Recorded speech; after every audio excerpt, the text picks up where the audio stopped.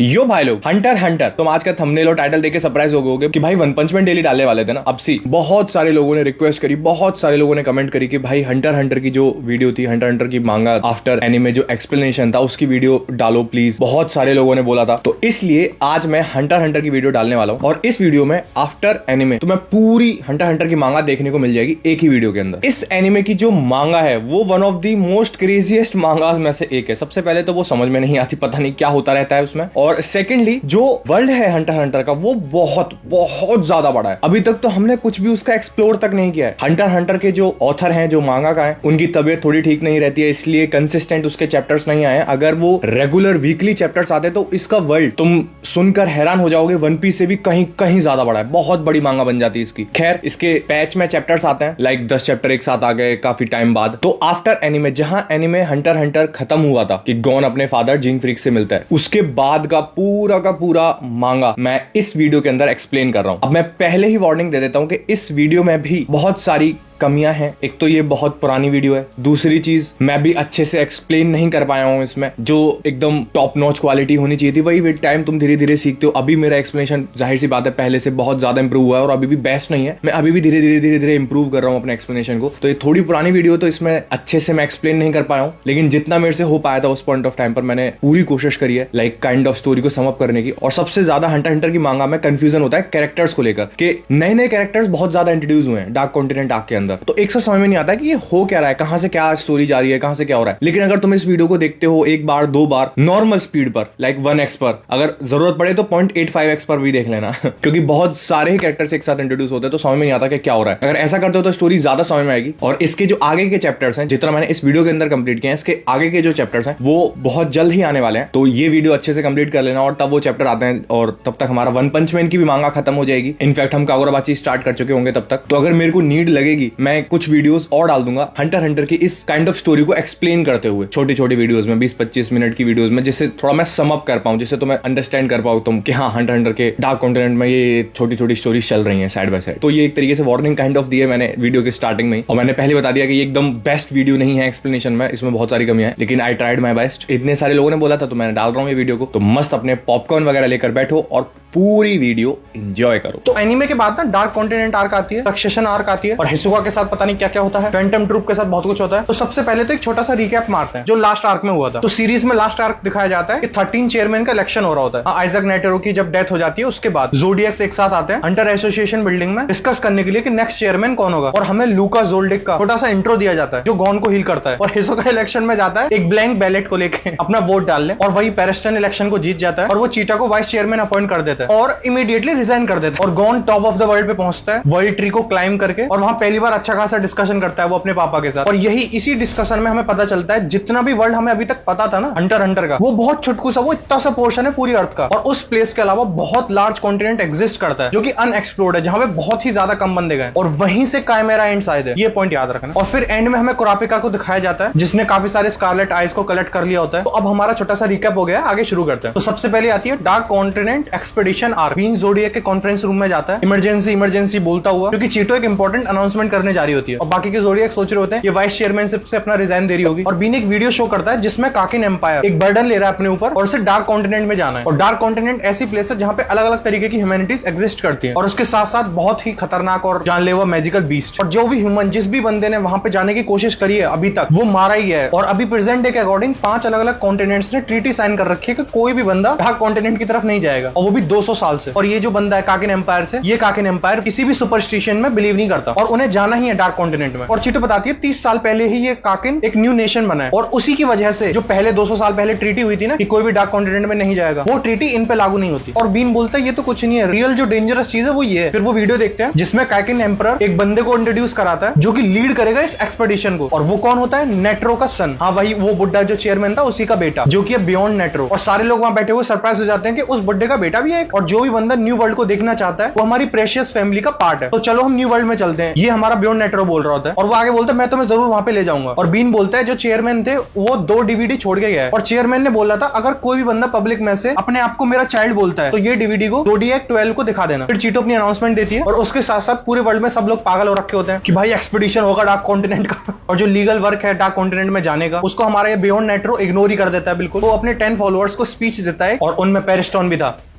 हाँ, जिसने अपनी चेयरमैनशिप से रिजाइन दिया था। और V5 को नया मिशन दिया जाता है, उन्हें हंट करना है बियॉन्ड नेट्रो को। और आईपीए का जो डायरेक्टर है और उसका डेप्यूटी सेक्रेटरी स्टाइनर रोल को डिस्कस कर रहे होते हैं कि V5 का रोल क्या रहेगा जो आगे आने वाली डार्क कॉन्टिनेंट जर्नी है उसमें। और फिर डायरेक्टर स्टाइनर को बताता है कि लास्ट टाइम जब लोग गए थे पता है क्या हुआ था वहां। वो उसे एक बुक देता है जिस बुक का टाइटल होता है journey to the new world, जिस बुक के अंदर इंफॉर्मेशन थी काफी 100 साल पहले के ट्रेवल की। और फिर वो स्टाइनर को बताता है कि इस बुक का सारा कंटेंट मेमोराइज करो पहले। फिर जोसन एक ह्यूमनॉइड क्रीचर ग्लास के सामने एक साथ स्लैम करता है और स्टाइनर को एकदम घूर रहा होता है और वही बंदा बचा हुआ है सिर्फ जो हंटर्स एक्सपेडिशन में गए थे ना डार्क कॉन्टिनेंट में उनमें से। और अब ये बंदा इम्यून टू डेथ है। और हमारे ज़ोडिएक्स डीवीडी देख रहे होते हैं जिसमें नेट्रो एक्सप्लेन कर रहा होता है कि उसका बेटा पहले भी एक बार डार्क कॉन्टिनेंट में जा चुका है और वो तब आया अपने साथ काफी सारे थ्रेट्स लेके आया। और नेट्रो ये चाहता है कि हंटर एसोसिएशन डार्क कॉन्टिनेंट को एक्सप्लोर करे उसके बेटे से पहले। और फिर ज़ोडिएक्स आपस में डिस्कस करते हैं इस मैटर को और सजेस्ट करते हैं कि हमारा जिंग इतना क्रेजी है जो जा सकता है वहां सीरियसली। और फिर बीन को कॉल आता है बियॉन्ड नेट्रो से और फिर हमारा बियॉन्ड नेट्रो ज़ोडिएक के सामने आ जाता है और उन्हें बोलता है कि वो V5 से बोल दें कि ज़ोडिएक्स ने उसे कैप्चर कर लिया। और तभी स्टैनर पढ़ रहा होता है 5 ऐसे थ्रेट्स जो कि डार्क कॉन्टिनेंट से आए हैं यहाँ पे। पहला वेपन ब्रायन, फिर डिजायर ऑफ कोडिपेंडेंस और फिर 2 tailed snake hellbell, next human feeding beast Papu और फिर इमोर्टल सिकनेस जो कि है ज़ोबे डिसीज। और फिर चीटो इंटेरोगेट करती है बियॉन्ड नेट्रो को जिसमें हमारा नेट्रो बोलता है अभी तक 149 वॉयजेस किए गए हैं डार्क कॉन्टिनेंट की तरफ और उनमें से सिर्फ 28 सर्वाइवर्स बचे हैं। लेकिन बिना गाइड्स की एड के मैनकाइंड ने आज तक सक्सेसफुली एक भी वॉयज नहीं किया है। और इवन जो 28 सर्वाइवर्स बचे थे उन 28 में से सिर्फ 3 बंदे वापस लाइफ में नॉर्मल हो पाए और गाइड्स को गेटकीपर बोला जाता है। और फिर स्टैनर ये सजेस्ट करता है कि उन्हें काकिन एम्पायर को ज्वाइन करना चाहिए और उन्हें V6 बनाना चाहिए। और फिर इंटेरोगेशन में बियॉन्ड ऑफर करता है कि वो किंग ऑफ काकिन को एकदम हिस्टोरिकल फिगर बना देगा अगर काकिन एम्पायर उसे डार्क कॉन्टिनेंट जाने देता है, समझ रहे हो। और फिर ज़ोडिएक्स रेजिस्टेंस दिखाते हैं और फिर थोड़ी कन्वर्सेशन के बाद डिसाइड किया जाता है कि वो बियॉन्ड के साथ जाएंगे उसके डार्क कॉन्टिनेंट के एक्सपेडिशन पे। हाँ, लेकिन बियॉन्ड अंडर अरेस्ट ही रहेगा और वो पता नहीं क्यों इस बात को सुन के खुश हो रहा होता है। और किसी अलग ही जगह पे एक black whale transport ship appear होती है। ये शिप 2 लाख लोगों को कैरी कर सकती है और आगे आने वाली ईयर्स में कॉकिन एम्परर 1 मिलियन लोगों को भेजेगा डार्क कॉन्टिनेंट में। पागल है पता नहीं। फिर हमारे जिंग भाई साहब पहुंचते हैं वही हमारे बियॉन्ड स्टार कॉन्टिनेंट के एक्सपेडिशन टीम में और बोलता है मुझे भी थोड़ा फन करना है। और फिर जिंग बोलता है पेरिस्टन के पास 5000 कैमरा है उसके डिस्पोजल पे और जिंग उसका प्लेमेट बन सकता है। और फिर चीटो लियोरियो को इनवाइट करती है ज़ोडिएक्स के अंदर। ओहो, रीचिंग सम हाइट्स। स्टार्टिंग में तो थोड़ा वो स्केप्टिकल होता है कि उसे ज्वाइन करना चाहिए नहीं करना चाहिए। वो ये सोचता है कि क्या कुरापे का भी ज्वाइन कर सकता है। और फिर पेरिस्टन बोलता है चीटा रिक्रूट करेगी हंटर एग्जाम के थ्रू इस एक्सपेडिशन के लिए। और जिंग सोच रहा होता है कौन स्ट्रॉन्गेस्ट बंदा है। पेरिस्टन बोलता है अपने आप को कि मैं नंबर 2 और फिर जिंग भी अपने आप को नंबर 2 बोलता है कि मैं भी नंबर 2। और वहां पे जितने भी लोग होते हैं सबको बोल देता है कि मैं तुम सबको चैलेंज करता हूं, किसी को भी अगर टेस्ट करना है मुझे तो कर लो। फिर हमें मीजा की नई एबिलिटी दिखाई जाती है जो कि होती है क्रॉस गेम, जिसकी वजह से वो लोगों की मूवमेंट्स को रिस्ट्रेन कर सकता है कार्ड्स को यूज करके। फिर वो बंदा कुरापेका से मिलता है और उसे बताता है 4th प्रिंस जो है काकिन एम्पायर का उस बंदे के पास बहुत सारी स्कारलेट आइज है। और फिर कुरापेका भी ज़ोडिएक्स को ज्वाइन कर लेता है क्योंकि उस बंदे का मेन मकसद ये स्कारलेट आइज। फिर 2 बंदे डिसाइड करते हैं कि वो जिंग से फाइट करेंगे लेकिन फिर जिंग ऑफर करता है कि मैं तुम्हारी पेमेंट को डबल कर दूंगा ताकि वो नंबर 2 रह पाए। पता नहीं इसे क्या ऑब्सेशन है नंबर 2 पे। और फिर हमें पता चलता है कि पेरिस्टन को भी पैसे नहीं मिले हैं बियॉन्ड से उसके मिशन के लिए। फिर हमारा म्यू से वॉर्न करता है कुरापेका को कि उस प्रिंस की एक डार्कर साइड है और सीरियसली जब तुम्हें पता चलेगी ना तुम्हारा दिमाग हिल जाएगा। और किसी और जगह हमारा गॉन अपनी नैन को एक्सेस नहीं कर पा रहा होता है। और फिर जिंग बताता है डार्क कॉन्टिनेंट के 5 थ्रेट्स हैं जो कि कैमरा एंड से काफी ज्यादा पावरफुल है और हंटर एसोसिएशन ने अलायंस बनाई है बियॉन्ड नेट्रो के साथ उसकी एक्सपेडिशन में डार्क कॉन्टिनेंट के लिए। और नेट्रो के अकॉर्डिंग जो कॉन्टिनेंट है वो बहुत ही ज्यादा बड़ा है और उसके एक्सपेडिशन पे उसे कंपनी दी थी हॉर्सड्रॉवर ने और जिग ज़ोल्डिक ने और वहां पे बियॉन्ड ना जाए इसीलिए नेट्रो ने बैन लगाया था कि उस कॉन्टिनेंट पे कोई नहीं जाएगा। और जो बंदा गिंग से पैसे लेता है वो बंदा वापस आता है और वो उस पैसे से अपनी छोटी बहन को बचाता है हॉस्पिटल से, जिसकी वजह से गिंग सेकंड हो जाता है। फिर जीन एक्सप्लेन करता है कि एक बंदे ने एक्सप्लोर किया वो कॉन्टिनेंट और उसने एक जनरल मेंटेन करी है और उस जनरल का नाम ईस्ट और वेस्ट पे रखा गया है लेकिन जो वेस्ट जनरल है वो अभी तक नहीं मिली। और गिंग ये बोलता है शायद से वेस्ट पार्ट अभी भी लिखा जा रहा है। और क्या नाम लेता है वो? Don Freecss. और फिर हमारा गॉन जिंग से बात करता है और उसे बताता है कि वो अब नैन यूज नहीं कर पा रहा और जिंग बोलता है कि वो लकी है कि उसने उससे ज्यादा कुछ और नहीं खोया और उसे इंस्ट्रक्शंस देता है कि वो वापस जाए और कोई एक चीज ढूंढे। और फिर गॉन ये सुन के वेल आइलैंड पे चला जाता है वापस और फिर मीटो से मिलता है और अपनी ग्रैंड मदर से। फिर बियॉन्ड की टीम को 2 ग्रुप्स में डिवाइड किया जाता है क्योंकि कुछ लोग ऐसे हैं जिन्होंने गिंग की मनी को रिफ्यूज कर दिया और कुछ लोग ऐसे जिन्होंने एक्सेप्ट किया उसके नंबर 2 स्पॉट के साथ। और हमारे ये पेरिस्टन उनमें से जिन्होंने उसका नंबर 2 स्पॉट एक्सेप्ट कर लिया। फिर जिंग डिटरमिन करता है कि ये हमारी टीम एक्सपर्ट टेम्प हंटर से बनी होनी चाहिए। टेम्प हंटर्स वो होते हैं जिनकी गवर्नमेंटल जॉब होती है। फिर पेरिस्टन कन्फेस करता है कि जिंग की ये प्रोसेस बिल्कुल उसकी जैसी है जिसकी वजह से वो जिंग को और भी ज्यादा हेट करता है। और एक अलग ही जगह हमें फोर्थ प्रिंस ऑफ काकेन दिखाया जाता है एक बाथरूम में, और चारों तरफ खून ही खून होता है, और वो डिमांड कर रहा होता है अनदर पेयर ऑफ वुमेन की। फिर चीटो बियॉन्ड से एक कॉन्ट्रैक्ट साइन करवाती है। उस कॉन्ट्रैक्ट में लिखा होता है कि अगर वो कोई भी रूल को ब्रेक करता है तो वो एंटायर लाइफ जेल में रहेगा, और जिसको सुन के वो एक्सेप्ट कर लेता है। और मीजा सोच रहा होता है हमारा कुरापिका उस प्रिंस का क्या करेगा स्कारलेट आइज को वापस लेने के बाद। कुरापिका घंटा कुछ नहीं सोच रहा, उसे बस स्कारलेट आइज वापस चाहिए, और वो सोच रहा होता है उस प्रिंस का थोड़ा बहुत तो दिल चेंज ही होगा उस मैटर में। और कुरापिका को कोड नेम दिया जाता है रेड, और लियोरियो को कोड नेम दिया जाता है बोर का। हाँ, उसने मुक्का मारा था हमारी जिंग को भरी कॉन्फ्रेंस में। और जो डेंजर रैंक है पांचों क्लेमिटीज का डार्क कॉन्टिनेंट में, वो है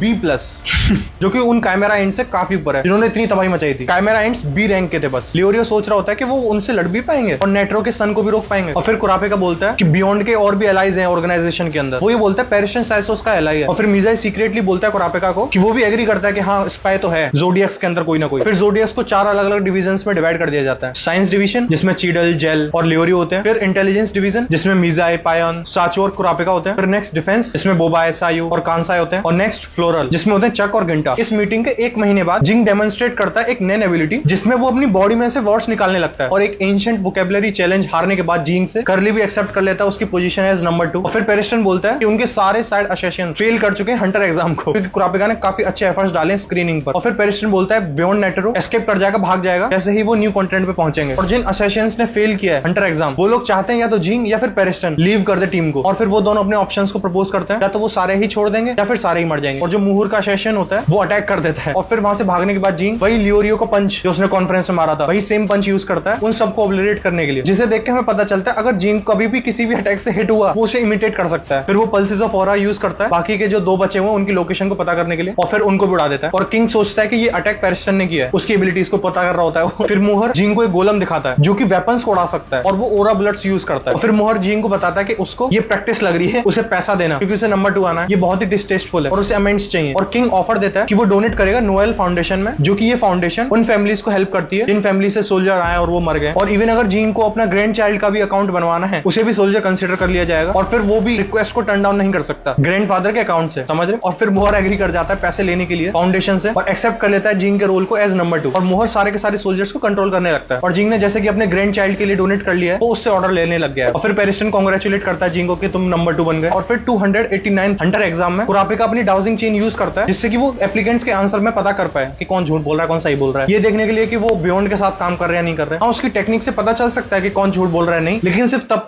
तक उनकी मेमोरी में है। अगर वो अपनी मेमोरी ही इरेज कर दें तब नहीं पता चलेगा। फिर वही प्रिंस अपने बड़े भाई से बात कर रहा होता है बेंजामिन से, और फिर बेंजामिन बोलता है एक बंदा जिस बंदे ने सर्वाइव किया उस वेज को, उसी को किंग बना दिया जाएगा, और फिर हम 2 थ्रोन के लिए फाइट करेंगे। और फिर उस प्रिंस को पता चलता है कि उसके 5 बॉडीगार्ड ने हंटर एग्जाम को पास कर लिया है, और बेंजामिन और टाइसन्स के बॉडीगार्ड ने पार्टिसिपेट नहीं किया था हंटर एसोसिएशन एग्जाम के अंदर। और जो एक और प्रिंस है लुइस सुब्रू, उसके बॉडीगार्ड फेल हो गए सारे। और फिर मिजे बताता है कि सारे के सारे ज़ोडिएक्स को अलग अलग फ्रैक्शंस में कर दिया गया है, और एक फ्रैक्शन के बंदे को दूसरे फ्रैक्शन के बंदे की नैन एबिलिटीज के बारे में कुछ पता नहीं है, लेकिन क्योंकि उनकी टीम एक स्पेशल टीम के अंदर आती है उस फ्रैक्शन के, वो विलिंगली एक दूसरे को अपनी नैन एबिलिटीज बता सकता है जिससे कि कोऑपरेशन में आसानी हो। फिर मिजे बताता है सारे के सारे ज़ोडिएक्स को कि एक स्पाई है हमारे बीच में, और फिर वो उन सभी को अपनी नैन एबिलिटी शो कर देता है जो कि क्रॉस गेम है, जिसको यूज करके वो पता कर पाए कि कौन है भाई ट्रेटर। और हमारा कुरापिका मॉनिटर पे ये सब होता हुआ देख रहा होता है, और उसे पता चल जाता है कि सायू ट्रेटर है। और जैसे ये ट्रेटर के बारे में पता चल जाता है, इसी के साथ ही हमारे ये डार्क कॉन्टिनेंट की एक्सपेडिशन आर्क खत्म हो जाती है। अब नेक्स्ट उसके बाद आती है सक्सेशन आर्क। फिर हमें नेक्स्ट पैनल में बताया जाता है कि किंग्स रूम में सक्सेशन सिर्फ 14 प्रिंसेस तक ही लिमिटेड है, और उसका सक्सेशन तभी शुरू हो जाएगा तब वो ब्लैक व्हेल, याद है ना, वही उसका डिपार्चर का हॉर्न का साउंड आएगा। और अगर कोई भी कैंडिडेट साउंड की हॉर्न से पहले ही मर जाता है तो ये कॉन्टेस्ट कैंसिल हो जाएगा। फिर 14 प्रिंसेस को दिखाया जाता है, और उनमें से कुछ तो अभी भी बच्चे ही हैं, और उनके रॉयल ब्लड को सी अर्न में प्लेस किया गया है, जो उन्हें एक गार्डियन सीक्रेट बीस्ट प्रोवाइड करता है। हाँ, लेकिन उन्हें इसके बारे में नहीं पता। फिर हमें दिखाया जाता है किंग्स का गार्डियन सीक्रेट बीस्ट, और हाँ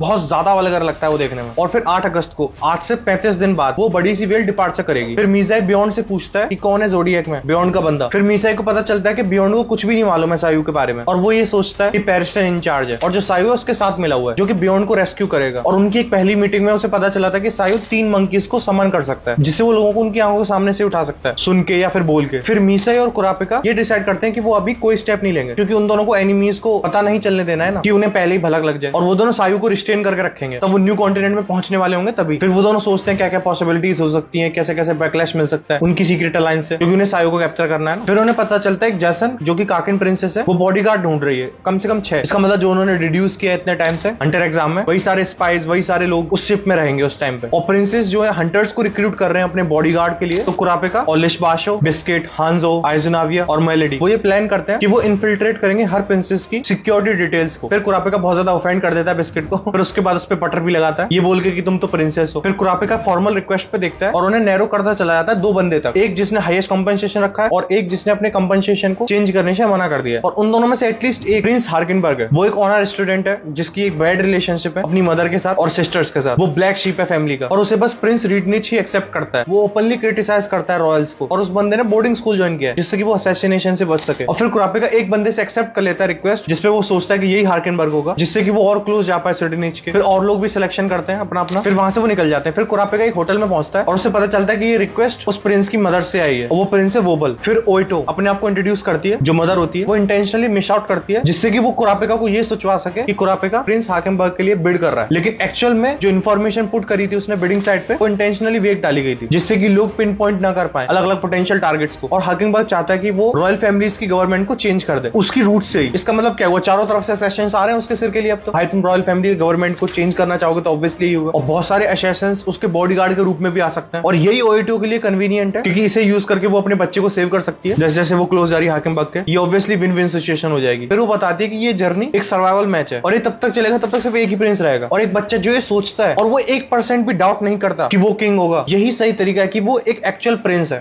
ओएटो ये सोच रही है कि वो अपने बच्चे को सेफ्टी देगी हार्किनबर्ग को ब्लैकमेल करके। और ब्लैकमेल कैसे करेगी, सक्सेशन वॉर की डिटेल्स से, क्योंकि ऑब्वियसली भाई एक स्कैंडल में कन्वर्ट हो जाएगा अगर ये पब्लिक में आ जाए तो। और अगर कुरापिका उनको शिप से नीचे उतरवा सकता है वो उसको 10 टाइम्स पे करेगी ओरिजिनल अमाउंट का। और अगर वो उसे मना कर देता है तो वो उसे पैसे देगी जिससे कि वो शांत रहे, अपना मुंह बंद रखे। फिर कुरापिका एग्री कर जाता है कुछ कंडीशंस से और वो प्रिंस वोबल को अपने हाथों में पकड़ता है। अजनबी बॉडीगार्ड बनता है 6th प्रिंस टाइसन का, बिस्किट 13th प्रिंस की, Mariam Basho 7th prince, Lazarus melody 10th prince का, फिर काचो हांजो 12th प्रिंस का। अब आता है इस वीडियो का एकदम तड़कता भड़कता पार्ट, एकदम रोंगटे खड़े कर देने वाली फाइट होने वाली है। तो हेवन सरीरा में 2 फ्लोर मास्टर्स की बैटल हो रही होती है और वो दोनों कौन है, क्रोलो और हिसोका। और क्रोलो सीधा बोलता है कि ये फाइट टू द डेथ करते हैं और हिसोका बोलता है हाँ ठीक है और हम किसी भी तरीके की वेपन्स को यूज कर सकते हैं और उसकी परमिशन मिल जाती है। और फिर क्रोलो अपनी बुक निकालता है और हिसोका अपने कार्ड्स को रेडी करता है और क्रोलो एक ब्लैक एंटीना फेंक के मारता है जज की नेक पे और हिसोका को एक छोटा सा फोन दिखाता है। और फिर हिसोका नोटिस करता है एक और एंटीना क्योंकि रेफरी हिसोका की तरफ लंच कर रहा होता है, वो भी नॉर्मली एकदम पूरे विशेष इंटेंट से। फिर हिसोका सोचता है कि क्रोलो स्टिक करना चाहता है एंटीना के साथ दूसरे एंटीना से और वो इस जज को यूज कर रहा है इस डिस्ट्रैक्शन। फिर हिसोका सोचता है कि क्रोलो कितने सारे लोगों को कंट्रोल कर सकता है एक साथ। फिर हिसोका अपनी बंजी गम यूज करता है जिससे कि वो जज को अटैक कर सके, जिससे कि वो उस जज को क्रोलो की तरफ फेंकता है। फिर क्रोलो डॉज करता है उसे और फिर जज के पीछे आराम से वेट करने लगता है जिससे कि वो हिसोका को स्टिक कर सके।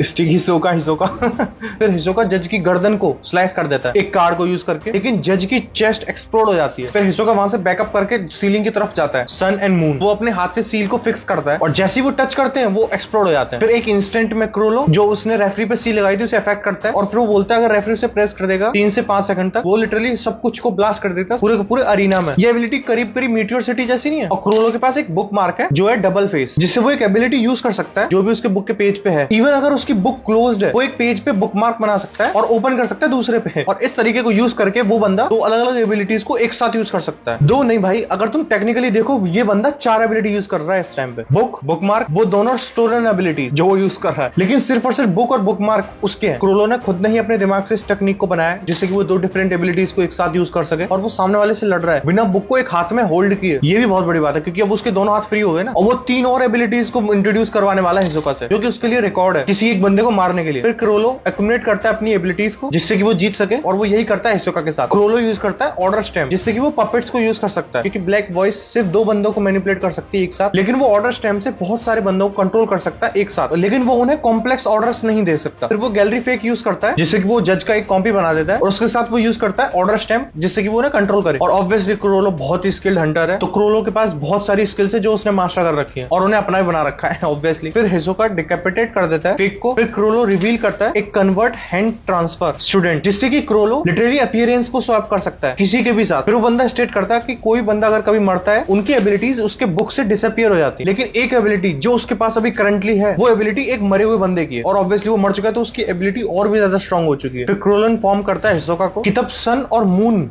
ये दोनों सील अफिक्स होती है किसी पे, इनको कभी भी कोई बंदा रिमूव नहीं कर सकता। इसका मतलब उनकी एबिलिटी इंटैक्ट ही रहेगी। उससे मतलब नहीं है क्रोलो के पास उसका बुक मार्क है उसके पेज पे नहीं। फिर क्रोलो ब्लैक वॉइस को लेके आता है और हिसोका भी अपनी बंजी गम को एक्टिवेट कर देता है। फिर क्रोलो किसी एक बंदे को कंट्रोल करता है जिससे कि वो उसके पैथ को ब्लॉक कर सके। फिर हिसोका उसे हराता है, फिर एक और बंदा सामने आ जाता है उसके। फिर इसी ऑर्डर में यही चीज चलती रहती है। क्रोलो ब्लैक वॉइस यूज करता है, फिर वो बुक मार्क यूज करता है उसकी एबिलिटी को मेंटेन करने के लिए। फिर वो कन्वर्ट हैंड्स को एक्टिवेट कर देता है, फिर उसी को ट्रांसफॉर्म कर देता है किसी और बंदे में। फिर बुक मार्क को कन्वर्ट हैंड्स पे मूव कर देता है और फिर वो बुक को क्लोज कर देता है और छुप जाता है। फिर वहां पे जितने भी लोग होते हैं पूरा का पूरा क्राउड पैनिक में चला जाता है। फिर हिसोका को रियलाइज होता है कि वहीं छुपा हुआ है क्रोलो, अपनी एबिलिटीज को यूज कर रहा है। फिर एक साथ ही 30 पपेट्स हिसोका की तरफ फेंक के मारता है क्रोलो। फिर हिसोका बंजी गम यूज करता है अपने आप को ऊपर उठाने के लिए, लेकिन ये सारे के सारे पपेट्स रुकने का नाम ही नहीं लेते। फिर क्रोलो उसके पीछे आ जाता है और बहुत अच्छा खासा मारता है हिसोका को। और इतना पावरफुल अटैक के बाद हिसोका बोलता है हाउ मैग्निफिसेंट। फिर हिसोका सारे के सारे लोगों से लड़ रहा होता है। फिर क्रोलो हिसोका को ढूंढ के उसकी गर्दन पे लात मारता है। हिसोका कोशिश करता है कि वो उससे बच पाए और हिसोका एक मूवमेंट ढूंढ पाए, लेकिन क्रोलो चांस ही नहीं देता उसे। फिर क्रोलो ऊपर से आता है और जैसे हिसोका बंजी गम यूज करता है क्रोलो की तरफ बहुत सारे सर फेंक के मारता है। हाँ मैंने देख लिया कि तुमने पूरी की पूरी मूव सेटअप करी है, मुझे पता था। फिर जैसे ही दूसरा सर उसके टारगेट पे जाके लगता है, फिर हिसोका वही सर यूज करता है क्रोलो की लेफ्ट साइड में मारने के लिए। फिर ये दोनों रीसेट करते हैं अपने आप को। फिर हिसोका सबके सिर तोड़ रहा होता है और सारे के सारे फेक बंदों के सिर निकाल निकाल के रख रहा होता है जिससे कि वो मेन टारगेट को अटैक कर पाए। फिर क्रोलो फिर से क्राउड में छुप जाता है और फिर हिसोका सारे के सारे फेक बंदों को मार ही देता है एक्सेप्ट एक। फिर क्रोलो डिस्पेल कर देता है अपने स्टेम को और फिर से हिसोका को चेज किया जाता है। फिर हिसोका फिर से और बहुत सारे सर को काटता है और फिर उसे ना एक चीज रियलाइज होती है कि क्या पता क्रोलो की बुक ओपन है और ब्लैक वॉइस उसके क्लोथिंग में। फिर हिसोका बंजी गम यूज करता है बहुत सारे बंदों को उड़ाने के लिए और क्रोलो की तरफ फेंकता है उन्हें, और वो लिटरली सर के सर बहुत सारे बंदों को फेंक के मारता है क्रोलो की तरफ। और वो क्रोलो के लेग को पकड़ लेता है अपनी बंजी गम से। वो उसको बहुत बुरी तरीके से स्मैश करके मारता है। मुझे लगता है वो क्रोलो है, उसे मार ही देता है, इतना बुरा स्मैश मारता है उसका। लेकिन उसे रियलाइज होता है कि क्रोलो ने फिर से उसका पागल बना दिया। क्रोलो ने डिस्गाइज कर दिया अपने आप को एक मेंबर की तरह बनके। फिर उसे रियलाइज होता है कि वो कितनी देर से गलत जा रहा है और वो ऑडियंस जिनके पास सील थी वो डिसअपीयर नहीं होते। और इस सब ट्रिकरी के बीच में क्रोलो ये चीज असर्टेन कर लेता है कि हिसोका कैसे इंटरप्रेट करेगा इस एक्सप्लेनेशन को। फिर हिसोका को रियलाइज होता है कि जो रियल ऑर्डर है वो पहले वाला नहीं था, वो ये है कि क्रोलो एक्टिवेट कर रहा है गैलरी फेक को, फिर अफिक्स कर रहा है बुक मार्क को और बुक को क्लोज कर दे रहा है, फिर मास प्रोड्यूस करता है कॉपीज को, फिर एक्टिवेट करता है सन और मून को और अफिक्स करता है सन सील को कॉपीज पर, फिर अपनी एबिलिटी को रिलीज कर देता है और एक्टिवेट कर देता है ऑर्डर स्टैम्प को। फिर फाइनली एंड में वो उन्हें ऑर्डर देता है कि वो ब्रेक करें हिसोका को और रेस्क्यू क्रू ऑब्वियसली आने वाला है और क्रोलो बहुत ही जल्द इस फाइट को खत्म करने वाला है। और सारे के सारी ऑडियंस ऑब्वियसली पागल हो जाते हैं ये चीज देख के, सब निकलने की कोशिश कर रहे होते हैं वहां से। लेकिन हमारा हिसोका किसी से कम पागल थोड़ी है, वो उनमें से बहुत सारे लोगों को बंजी गम में ग्रैब कर लेता है, उन सबको घुमाता है बंजी गम से और ऑडियंस के बीच में क्रोलो ब्लैक वॉइस देता है एक अननोन पर्सन को और उसे कमांड्स देता है। और हिसोका बहुत सारे सेवर्ड हेड्स को अपने हाथ में पकड़ रखा होता है। फिर क्रोलो बोलता है नाउ, और जो हिसोका ने एक सर पकड़ रखा था ना अपने हाथ में, उसमें बहुत बड़ा एक्सप्लोजन होता है और हिसोका की चारों उंगली उड़ जाती है लेफ्ट हैंड की। क्रोलो ने एक फुल पावर्ड बॉम्ब अटैच कर रखा था एक बॉडी में और उस पर एक प्लस साइन बना दिया था और एक पपेट का उसने माइनस साइन बना रखा था जिससे कि वो टच करेगा उसे। और फिर इसके बाद वो बोलता है कि I have the freedom to analyse और सामने वाले टैक्टिक्स को अपार्ट कर देता है। और फिर वो बोलता है अब ये डू और डाई बन चुका है। हिसोका एक बंदे का सर निकालता है और वो खुद एक वॉल से जाके चिपक जाता है बंजी गम को यूज करके। और जो लोगों की भीड़ है वो रुकने का नाम ही नहीं लेती है, वो एकदम पागलों की तरह डैश मारता है, लेकिन उसे ज्यादा देर नहीं लगती उसके पाथ को ब्लॉक ऑफ करने के लिए। एक बहुत बड़ा एक्सप्लोजन होता है जिससे हिसोका स्टेडियम की दूसरी तरफ ही जाके गिरता है। वो सोच रहा होता है कि कैसे वो बंजी गम यूज करे और सीलिंग से जाके लग जाए जिससे कि वो बच पाए। फिर उसे रियलाइज होता है कि उसका राइट पैर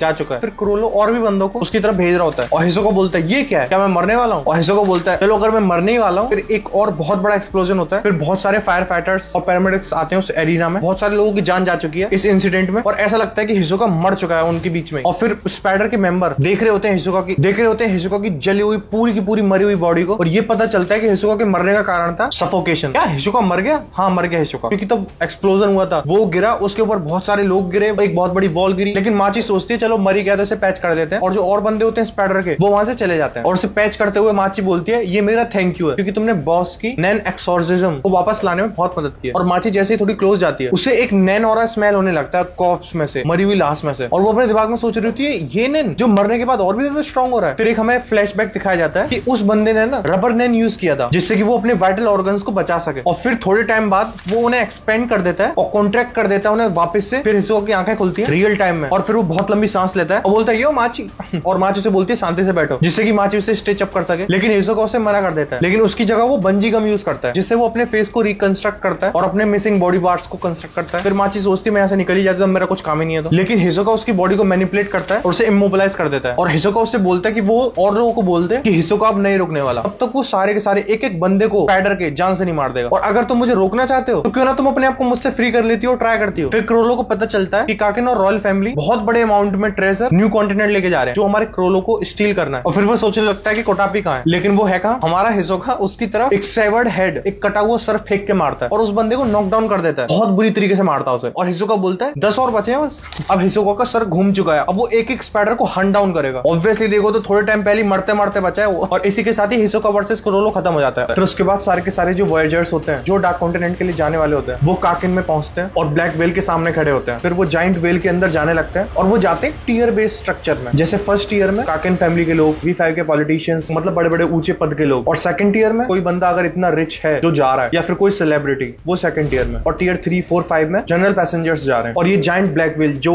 करीब 2 लाख पैसेंजर्स को ले जा सकती है एक बार में। और सेम यही ब्लैक व्हेल हमारा मेन एरिया रहेगा जहां पे सक्सेशन कॉन्टेस्ट होगा। फिर वो सेट सेल करती है डार्क कॉन्टिनेंट के लिए डिपार्चर सेरेमनी के बाद, जिस सेरेमनी में किंग, प्रिंसेस, क्वींस ये सारे होते हैं। तो हम इन सारे प्रिंसेस के बारे में जानते हैं पहले, जितने भी 14 प्रिंसेस हैं जो कि सक्सेशन कॉन्टेस्ट में इन्वॉल्व है। जो फर्स्ट प्रिंस है काकिन एम्पायर का और एल्डेस्ट सन भी है, वो है बेंजामिन। ये बंदा काफी ज्यादा अग्रेसिव है और इस बंदे के अंदर काफी ज्यादा सेल्फ कॉन्फिडेंस भी है और इसका बॉडी साइज काफी बड़ा सा है, बहुत मस्कुलर है। और इवन तो हमें ये फर्स्ट टाइम दिखाया जाता है ना, वो उस टाइम पे एक रियल लायन के साथ रेसलिंग कर रहा होता है। और सेकंड प्रिंस है कमिला, ये एल्डेस्ट फीमेल है, उसकी सभी 14 सिबलिंग्स में उसके बड़े बड़े बाल है और उसके सारी की सारी अपीयरेंसेस में हम उसे काफी सारी फैंसी ड्रेस को पहनते हुए देखेंगे। और दिखने में तो ये तुम्हें काफी एलिगेंट लग रही होगी, मतलब काफी वेल मैनर्ड। ये रियलिटी में एकदम हार्टलेस है, इसके लिए कोई फर्क नहीं पड़ता है किसे मार रही है, इवन अपने बायोलॉजिकल ब्रदर को भी। और थर्ड प्रिंस है ये छोटा सा बॉल्ड मैन है, काइंड ऑफ चाइनीज मॉन्क जैसा। ये बंदा एक डिप्लोमेटिक इंडिविजुअल है जो जेनरोसिटी दिखाता है, टॉलरेंस भी दिखाता है दूसरों के लिए। ये बंदा वैसा है जो कॉन्फ्लिक्ट्स को अवॉइड करता है तब तक उसकी एकदम नेसेसिटी, एकदम जरूरत ना पड़ जाए। और फोर्थ प्रिंस वही जिसके बारे में मैंने पहले बताया था, जिसने एक टाइम पे बहुत सारी स्कारलेट आइज को ऑब्टेन किया था, वही आइज जो कुरापिका के क्लैन की है। और ये वही आइज है जिनको कुरापिका ढूंढ नहीं पा रहा था। और अगर तुम पर्सनैलिटी वाइज बात करो तो सबसे घटिया से घटिया बंदा है ये। उसे मजा आता है लोगों को मारने में और उन लोगों की बॉडी पार्ट्स को कलेक्ट करने में। और इवन तभी न्यूज सुनता है कि अब सक्सेशन वॉर होने वाली है, अपने सिबलिंग्स को मार सकते हो, उसे ना बहुत अच्छा महसूस होने लगता है कि अब मैं अपने भाई बहनों को मारूंगा, तो उसकी नजर में वो सारे के सारे ट्रैश हैं। नेक्स्ट फिफ्थ प्रिंस ट्यूबेपा, ये बंदी एक साइंटिस्ट है और वो काफी पेशेंट भी है और उसके अंदर काफी टॉलरेंस भी है। वो वैल्यू करती है ह्यूमिलिटी को, मॉडेस्टी को, और वही बोलती है कि बेंजामिन बहुत ज्यादा एरोगेंट है। और वही जो मॉन्क है वो काफी एक्सेसिव लग्जरी में चूर रहता है। और इवन उस बंदी ने क्रिटिसाइज कर रखा है कमेला को उसकी ग्रीड के लिए। और जो और बाकी के प्रिंसेस हैं उनके कंपैरिजन में ये बंदी हमें काफी ज्यादा कॉन्फिडेंस दिखाती है। भाई सीधा सीधा कन्फ्रंट कर रही है वो हर बंदे को और उसको ऐसा लग रहा है कि वही जीतेगी सक्सेशन कॉन्टेस्ट, इतना ज्यादा कॉन्फिडेंस है उसे। नेक्स्ट सिक्स्थ प्रिंस जो कि टाइसन है, ये एक राउंड फेस्ड वुमेन है जिसका सर बहुत ज्यादा बड़ा है और उसे सुंदर सुंदर लड़कों की कंपनी में रहना अच्छा लगता है। और उसने ना यही क्राइटेरिया अपनाया अपने बॉडीगार्ड्स को रखने के लिए। और तब उसने अपने बॉडीगार्ड्स को असाइन किया, वो काफी ज्यादा पॉजिटिव रहती है उनके लिए। और इसी ने रिफ्यूज किया था कि हंटर एसोसिएशन उन्हें स्क्रीन ना करे। और हमें पता चलता है कि वो सक्सेशन कॉन्टेस्ट में है, उसके बावजूद वो वायलेंस के खिलाफ है और वो ये सोचती है प्यार से, लव से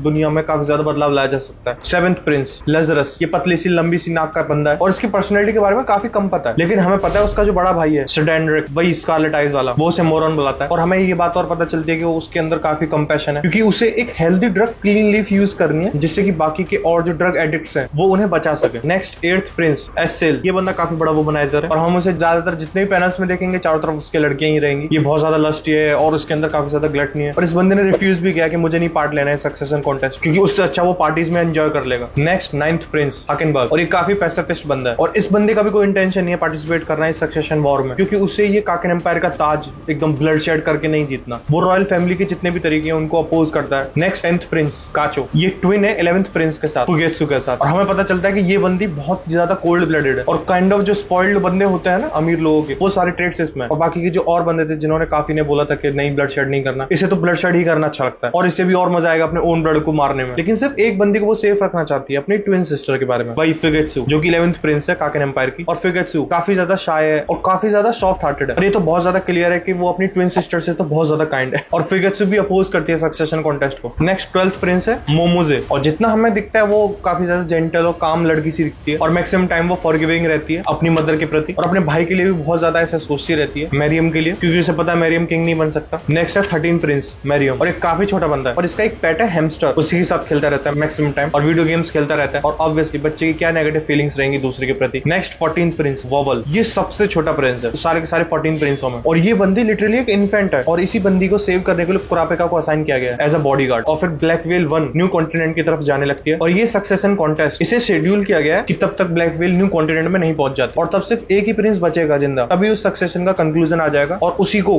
किंग का ताज पहना दिया जाएगा काकिन एम्पायर का। देखो ये जो सक्सेशन कॉन्टेस्ट है ना, ये काफी कॉम्प्लिकेटेड अगर देखा जाए तो, और ये काफी अलग है जो डेथ मैच हुआ था ना हिसोका और क्रोलो का उससे। तो अगर कोई भी प्रिंस एलिमिनेट करता है उसके कंपेटिटर को तो उन्हें वो एकदम एकदम डिस्क्रीट मैनर में करना पड़ेगा। तो देखो जैसा हमें ऑलरेडी पता है सारे के सारे प्रिंसेस के पास एक गार्डियन स्पिरिट बीस्ट है जो उन्हें दिया गया था सीड एंड सेरेमनी से। वो बीस्ट एक तरीके से नैन बीस्ट है जो कि पैरासाइट की तरीके से काम करते हैं और उनका काम है असिस्ट करना और बचाना उनके असाइंड प्रिंस को और उनके यूजर को। और हमें सक्सेशन कॉन्टेस्ट के ऑनसेट पर यह बात पता चलती है कि 14 में से एक भी प्रिंस को नहीं पता है नैन एबिलिटीज के बारे में। तो उनको पता ही नहीं है कि वो कैसे कंट्रोल करेंगे अपने नैन बीस्ट को। और यही नैन बीस्ट है जो कि मेन वेपन है उनके, जिन्हें वो यूटिलाइज कर सकते हैं इस सक्सेशन कॉन्टेस्ट में। और ये चीज ऑब्वियसली कोई सीक्रेट नहीं है, जो फोर्थ प्रिंस है वही वैसी दरिंदा कि उसके बहुत ज्यादा चांसेस हैं कि वो बंदा जीते ये सक्सेशन कॉन्टेस्ट को। वो लिटरली हर पॉइंट पे ये प्रूव करता है कि वो बंदा बहुत जीनियस है। कि तब उसे मियर एग्जिस्टेंस पता चलता है नैन का, तो उसने नैन के कोर कॉन्सेप्ट कुछ दिनों में ही सीख लिए। और जितने टाइम तक ये सक्सेशन कॉन्टेस्ट चलता है ये बंदा और भी बहुत ज्यादा पावर गेन करने लगता है। इस बंदे के अंदर ही एक इनेट एबिलिटी है जिससे ये बंदा कल्टिवेट कर सकता है बहुत बड़े बड़े large amount of nen aura को। और ये बंदा लिटरली इतना ज्यादा पावरफुल हो जाता है और इतना ज्यादा वेल रिफाइंड होता है अपनी नैन एबिलिटी में कि उस बंदे ने मैनिफेस्ट किया था एक दूसरा ही नैन बीस्ट और उसको पता भी नहीं होता कि उसने काम किया है। और शडाई ने ये बात प्रूव भी करता है कि वो एक नैन स्पेशलिस्ट है क्योंकि वो एक एबिलिटी को डेवलप करता है जो कि पैरेलल फ्यूचर। तब शडाई ने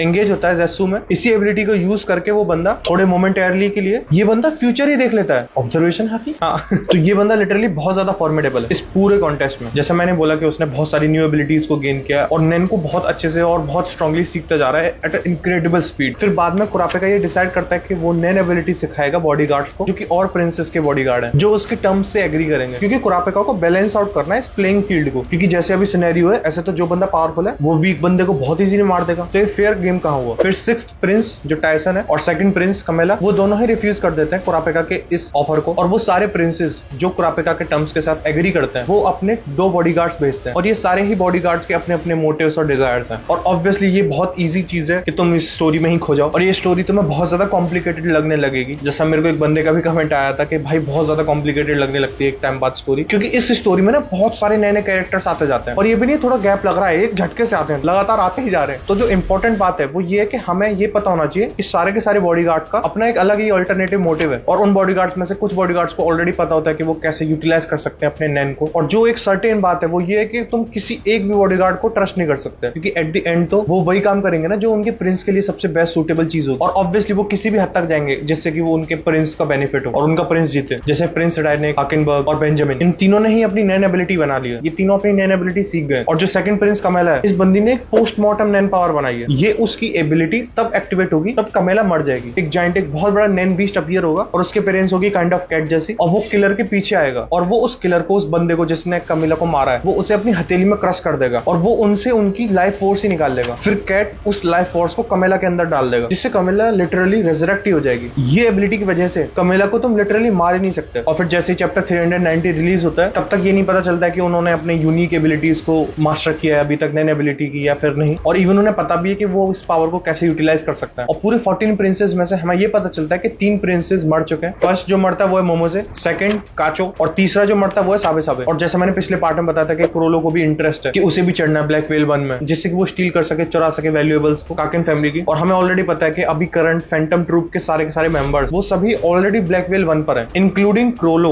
और नहीं ये भी पता चल जाता है कि हिसोका भी बोर्ड कर चुका है शिप पर, लेकिन उन्हें ये नहीं पता होता कि वो किस टीयर पर है। और हमें ये भी पता है कि हिसोका ने अलूमी को हायर किया है जिससे कि वो सारे के सारे फैंटम ट्रूप्स को ढूंढ के मार सके। अब आते हैं लास्ट 10 चैप्टर्स पर जो हमारे टोगाशी सेंसे ने रिलीज करे थे 2 साल पहले। तो प्रिंस जांगली एक बहुत ही अजीब सा, एक बहुत ही डिफरेंट, एक अलग ही फिनोमेना ऑब्जर्व करता है अपने गार्डियन स्पिरिट बीस्ट कॉइन पर, जो अपने आप ऑटोमेटिकली बहुत ही मिस्टीरियसली अपना नंबर चेंज ही कर लेता है 1 से 10 पे। और वो बहुत ज्यादा कंफ्यूज हो जाता है ये चीज देख के। फिर जांगली बात करता है ऑन यू द जू, वही फैमिली बॉस, और वो ये भी एडमिट करता है कि उसे इतना ज्यादा कुछ नहीं पता गार्डियन स्पिरिट बीस्ट के बारे में और इवन उसे नैन के बारे में भी नहीं पता, लेकिन वो उसे प्रॉमिस करता है कि वो ज़ैंगली के लिए काफी सारी इंफॉर्मेशन कलेक्ट करेगा। और फिर जियो फैमिली प्लान बना रही होती है कि वो कैसे हिसोका को हराएगी और साथ के साथ ही वो फैंटम ट्रूप को एक्सेस दे देगी जिससे कि वो टियर 4 पे आ पाए ब्लैक व्हेल के, और वो उन्हें लाके उनकी मूवमेंट्स को कंट्रोल करेंगे। और फिर हेनरी ओनो के ऑर्डर पर स्ट्रेटेजाइज करने लगती है कि वो कैसे हेले फैमिली को हैंडल करेगी और उनके लीडर को जो कि है मरीना पेरुडो। और फिर हेनरी टीम अप करती है लिंच और जाकरू के साथ जिससे वो हंट करेंगे हेली मेंबर को जो कि है 3rd टियर पे। और उनके सामने ना एक बहुत ही अजीब सा एक बर्गर जॉइंट अपीयर होता है और वो 2 सोल्जर्स को हरा देते हैं। और वो ये चीज रिवील करता है कि हेलीज अपने आप को डिस्गाइज कर रहे हैं, अपने आप को छुपा रहे हैं एज सिविलियंस। फिर हेनरी यूटिलाइज करती है अपनी नैन एबिलिटी जिसका नाम है बायो हजार्ड, जिससे वो उनकी गन्स को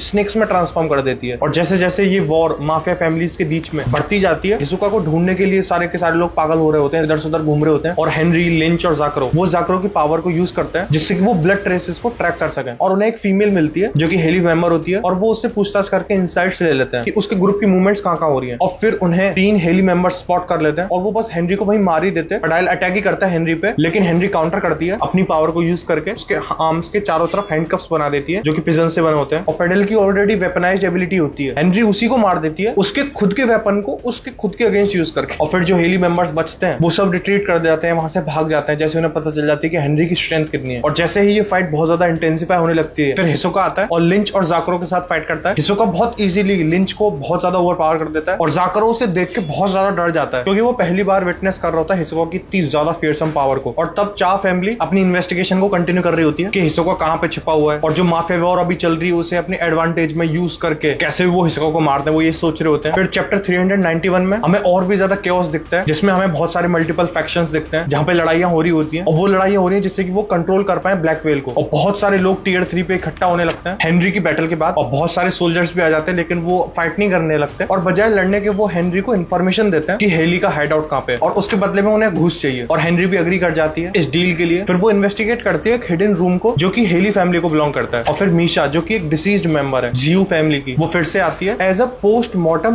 नैन एबिलिटी, वो एक्टिवेट करती है और डिस्पोज करती है पैड्स की बॉडी को। फिर से हाईलाइट होती है पावर ऑफ नैन एबिलिटी कि उस माफिया में नॉर्मल लोग नहीं लड़ रहे, कितने ज्यादा पावरफुल लोग भी लड़ रहे हैं। और फिर जाकुरो और लिंच फिर से हिसोका के साथ लड़ रहे होते हैं, लेकिन इस बार और भी ज्यादा कॉशन लेकर। हिसोका नॉर्मली काम सा घूम रहा होता है, जिससे जाकुरो और लिंच को पता ही नहीं चलता कि वो आगे कौन सा स्टेप करें। फिर हेनरी हिसोका के साथ मिलती है एक सिनेमा थिएटर में, और वो उसे एक डील देती है जिससे वो इस माफिया वॉर से बाहर रहे, और उसके बदले में उसे सेफ्टी रखनी पड़ेगी वीआईपी रूम की। और हिसोका बीइंग हिसोका प्रेफर करता है कि ऐसे केओस होना चाहिए, और वो ये चीज क्लियर कर देता है कि उसका कोई भी इंटेंशन नहीं है कि वो किसी भी फैक्शन के साथ जाए। और तब ये हो रहा होता है कैनी चा फैमिली से और भी ज्यादा इन्फॉर्मेशन गैदर कर रही होती है हेली के हाइड आउट की, लेकिन उसे सच कोई सीधी इन्फॉर्मेशन नहीं मिलती, उल्टी सीधी मिलती है, और उसका एक सोल्जर मिस्टीरियसली डिसअपियर भी हो जाता है। फिर चैप्टर 393 में नोबुनागा आता है, वही फैंटम ट्रूप का, और वो मिल रहा होता है लुमिनी से जो कि हेली मेंबर है, और वो बंदा प्रपोज करता है कि अलायंस रखते हैं हम, जिससे कि वो डिस्ट्रॉय कर सकें सारी की सारी माफिया को, और इवन काकेन की रॉयल फैमिली को। ज्यादा बड़े सपने देख रहे हैं। फिर नोबुनागा रिफ्यूज करता है उसके ऑफर को, और इवन उसे मार ही देता है, और उसे बोलता है कि उसका प्लान एकदम इरेशनल है। फिर फैंटम ट्रूप अपनी जो हंट चल रही है उन्हें हिसोका को मारना है वो जारी रखते हैं। फिर सारे के सारे हेली मेंबर्स रीग्रुप होते हैं और डिस्कस कर रहे होते हैं कि लुइनी मर गए और वो कैसे अपने लेवल को और भी ज्यादा बढ़ा सकते हैं उनकी नैन एबिलिटीज को यूज करके, जिससे कि वो और भी ज्यादा स्ट्रॉन्ग हो जाएंगे और ऐसे नहीं मरेंगे जैसे वो मरा है। और ये जो लेवलिंग सिस्टम है ना जिसकी ये बात कर रहे हैं, वो लिंक करता है उनके लीडर मरीना से, और यही सिस्टम उनकी पावर्स को गवर्न करता है। और फिर कहीं और हमें दिखाया जाता है हेनरी की कन्फ्रंटेशन हो रही होती है हिसोका के साथ, और वहीं कैनी का ब्रोकर एक और डील रखता है एक करप्ट सोल्जर से, जिससे कि वो और भी ज्यादा इंफॉर्मेशन गैदर कर सके हेलीज के हाइड आउट का। और वो जैसे ही अटेम्प्ट करते हैं अपना, जिससे वो इन्फिल्ट्रेट करें उनके हाइड आउट को, और फिर वो सोल्जर डिसअपियर हो जाता है, सेम उसी तरीके से जैसा मैंने पहले बोला था। और इससे हमें ये पता चलता है कि हेली फैमिली कोई ना कोई एक तरीके की टेक्निक यूज कर रहे हैं, या फिर बहुत ही ज्यादा फॉर्मिडेबल डिफेंसिव पावर्स को यूज कर रहे हैं। फिर हेनरी और कैनी इन्वेस्टिगेट करते हैं कि ये सोल्जर्स की डिसअपियरेंस कैसे हो रही है भाई। फिर वो एक रूम में जाते हैं 3101 में, और उसमें ना उन्हें काफी सस्पिशियस सा एक ओल्ड मैन मिलता है, और जैसे उन्हें रियलाइज हो जाता है कि ये बंदा प्रॉपर ट्रिकरी यूज कर रहा है उनके सामने, हेनरी चाकू उसा देता है और वो वैनिश हो जाता है। और ये चीज और भी ज्यादा कंफर्म करती है कि हेलीज टेलीपोर्टेशन यूज कर रहे हैं या फिर कोई और सीक्रेट नैन एबिलिटीज को यूज कर रहे हैं, जिससे कि वो डिटेक्शन से बच सके। और तभी हेली के जो मेंबर्स होते हैं वो अपने ऑपरेशंस जारी रखते हैं, और बिली एक वाटर डिविएशन टास्क कर रहा होता है, जिससे कि वो पता कर सके कि उसका नैन टाइप क्या है। और ये चीज रिवील करती है एक स्ट्रेटेजिक नेचर उनके पूरे ग्रुप का, और उनका जो लीडर है मरीना, उसे पता है कि उसका हाइड आउट बहुत जल्दी डिस्कवर कर लिया जाएगा, और वो प्लान करती है कि वो मैनिपुलेट करेगी प्रिंस राइडनिक के सोल सोल्जर्स को, जिससे कि वो मेंटेन रख सके सारी सिचुएशंस पर उसकी नैन एबिलिटी और उसकी रिक्रूटमेंट ऑफ सोल्जर्स। और भी ज्यादा टेंशन क्रिएट कर देती है सारी की सारी माफिया में, और इवन रॉयल फैमिली और कहीं और फोर्थ प्रिंस के सोल्जर्स ये स्पेकुलेट करते हैं कि नैन का बहुत बड़ा रोल है इस पूरी की पूरी माफिया बैटल में। और वो ये चीज और सोचने लगते हैं कि जैसे जैसे वायलेंस बढ़ रहा है, इस चीज से रॉयल आर्मी का टेंशन भी इधर आएगा, और इवन हंटर एसोसिएशन का भी। और अगर वो भी आ जाएंगे और उनका भी इन्वॉल्वमेंट हो जाएगा, तो फिर तो वो ऑब्वियसली बहुत ज्यादा डिस्टर्ब कर देगा इस ऑनगोइंग सक्सेशन वॉर को। हाँ तो भाई मैं वापस आ चुका हूँ, ये है अगला दिन। लेकिन टेंशन मत लो, इस वीडियो में हम सारी मांगा खत्म कर देंगे, चाहे कितने भी साल लग जाए बनाने में। तो हम चैप्टर 395 की बात कर रहे थे, जिसमें इन्वेस्टिगेशन कर रहे थे नोबुनागा, फैंक्स और फेटान हेली फैमिली के हाइड आउट में। फिर हमें फ्लैशबैक दिखाया जाता है, और ये फ्लैशबैक किसका है? फैंटम ट्रूप के एकदम स्टार्टिंग के डेज का, मीटिया सिटी के। जैसे अभी प्रेजेंट डे में फैंटम ट्रूप एग्जामिन कर रही है रूम 3102 को, और वहां सोच रहे होते हैं कि क्या क्या ट्रैप्स बिछाए होंगे सामने वालों ने। और नोबुनागा अपने दिमाग में सोच रहा होता है कि कितनी ज्यादा सिमिलरिटीज हैं उनके इस फैंटम ट्रूप में और हेली फैमिली में, क्योंकि ये दोनों ही हेली फैमिली भी और फैंटम ट्रूप भी एकदम कबाड़ खाने से, डंप यार्ड से उठ के आए हैं, जहां प्रॉपर वायलेंस ही होता रहता था बस। फिर हमें फैंटम ट्रूप के फ्लैशबैक में उनका ओरिजिन पता चलता है इस ग्रुप का, जिसमें हमें यंग क्रोलो दिखता है, ओइन दिखता है, और इवन अदर फीचर मेंबर्स भी दिखते हैं फैंटम ट्रूप के। तब वो एकदम बच्चे थे, और वो कैसे कैसे सर्वाइव कर रहे थे उस हार्श एकदम लॉलेस मीटियर सिटी को। और ये पूरा ग्रुप एक पास आ जाता है, क्लोज हो जाता है एक दूसरे दूसरे के, तब वो अपनी म्यूचुअल लीड्स पे पहुंच जाते हैं कि वो स्कैवेंज करेंगे, प्रोटेक्ट करेंगे एक दूसरे को इस इतने घटिया एनवायरमेंट में। फिर हमें देखता है काफी स्ट्रॉन्ग बॉन्ड बन रहा होता है क्रोलो में, पाकुनोडा में एंड इवन ओविगिन में, और यही दिखा रहा हूं उन लोगों की टाइट नेट रिलेशनशिप जो उनकी धीरे धीरे टाइम के साथ बनती जाती है, और हमें बाद में फैंटम ट्रूप में भी वो चीज देखने को मिलती है। और फिर चैप्टर 395 एंड होता है बहुत ही स्ट्रेंज तरीके से, जहां पे फैंटम ट्रूप का ग्रुप प्लान कर रहा होता है कि हम एक मूवी को डब करेंगे। फिर 396 में फैंटम ट्रूप के स्टार्टिंग के डेज और भी ज्यादा हमें दिखाया जाता है, जिसमें हमें दिखाया जाता है कि इस ग्रुप का पैशन क्या है, तब वो क्रिएट हो रहा था, और इवन तब वो परफॉर्म कर रहे थे, डब कंटेंट बना रहे थे, और क्रोलो लीडरशिप रोल ले लेता है क्योंकि वो गाइड कर रहा होता है अपने सारे के सारे फ्रेंड्स को कि कैसे कैसे हम डबिंग प्रोजेक्ट्स करेंगे, और वो डब कर रहे हैं पावर क्लीनर्स इस शो के लिए जो कि लोकल चर्च में होता है। और उस टाइम पे ग्रुप में क्रोलो था, पाकुनोडा था, उवुगिन था, शेलनॉक था और शरासा थी, और सारे लोग कंट्रीब्यूट कर रहे होते हैं उस डबिंग प्रोजेक्ट में कि कोई वॉइस एक्टिंग कर रहा है, कोई प्रोडक्शन वर्क कर रहा है। और फिर स्क्रीनिंग के टाइम पे क्रोलो सबको इंप्रेस करके रख देता है क्योंकि उस बंदे के पास एकदम सीमलेस एबिलिटी थी जिससे वो डिफरेंट कैरेक्टर्स के बीच में स्विच हो सकता था और उनकी वॉइसेस में भी डिफरेंशिएशन कर सकता था, और तभी वो अपने आप को प्रूव करता है कि भाई वो बंदा लीडर है इस ग्रुप का। और फिर थोड़ी बहुत टेक्निकल डिफिकल्टीज भी होती हैं, लेकिन फिर भी क्रोलो जीत जाता है हमारा, और वो इस चीज से ना बहुत ज्यादा इंस्पायर हो जाता है, जैसे उनका प्रोजेक्ट काफी सक्सेसफुल रहा है। फिर ये सारा का सारा ग्रुप मिलकर और बड़े बड़े सपने देखने लगता है क्योंकि ऑब्वियसली अब वो सोच रहे हैं ना कि उनकी फ्यूचर की जो परफॉर्मेंसेज होंगी वो इससे भी और भी ज्यादा बड़ी बड़ी रहेंगी। और ये चैप्टर रिवील करता है जहां से फैंटम ट्रूप धीरे धीरे स्टार्ट होना शुरू हुआ था, क्योंकि इस चैप्टर में ना अब वो अपने आप को रेफर करने लगे एज अ ट्रूप, और वो ये भी सोच रहे होते हैं कि हम अपने ट्रूप में और भी मेंबर्स को इंक्लूड करेंगे। और फिर फाइनल मूवमेंट्स में शरासा अकेली चली जाती है वेंचर्स पे और टेप लेने के लिए अपने प्रोजेक्ट्स के लिए, और ऑब्वियसली हमें यहाँ पे हिंट्स मिल रहे हैं कि आगे कोई ट्रेजेडी होने वाली है, और ऑब्वियसली अच्छे दिन लंबे नहीं टिकते, हम सबको पता है। फिर पूरा पूरा ग्रुप टूट जाता है, तब उन्हें ये चीज रियलाइज होती है कि शरासा खो चुकी है, मिली नहीं रही। वो बहुत ज्यादा एंग्शियस होने लगते हैं, तब वो उसे ढूंढ रहे होते हैं, और क्रोलो अपने अंदर बहुत बड़ा गिल्ट ये सोचने लगता है कि मैंने उसे अलाउ कर दिया कि जिससे वो अकेली चली जाए, और वही बंदा रेस्पॉन्सिबिलिटी लेता है और वो ऑर्गेनाइज करता है एक सर्च पार्टी जिससे वो ढूंढे। और फिर हमें दिखाया जाता है वो ना बहुत बड़ी ऑडियंस को एड्रेस कर रहा होता है, तब वो अपोलोजाइज कर रहा है कि उनकी नेक्स्ट स्क्रीनिंग कैंसिल हो रही है क्योंकि उनकी ट्रूप की एक मेंबर शरासा वो खो चुकी है, वो मिल नहीं रही। फिर ओविगिन, क्रोलो और बंदे जो ढूंढ रहे थे, तो उन्हें शरासा का एक हार्ट शेप्ड पाउच मिलता है ऊगा फॉरेस्ट के पास में,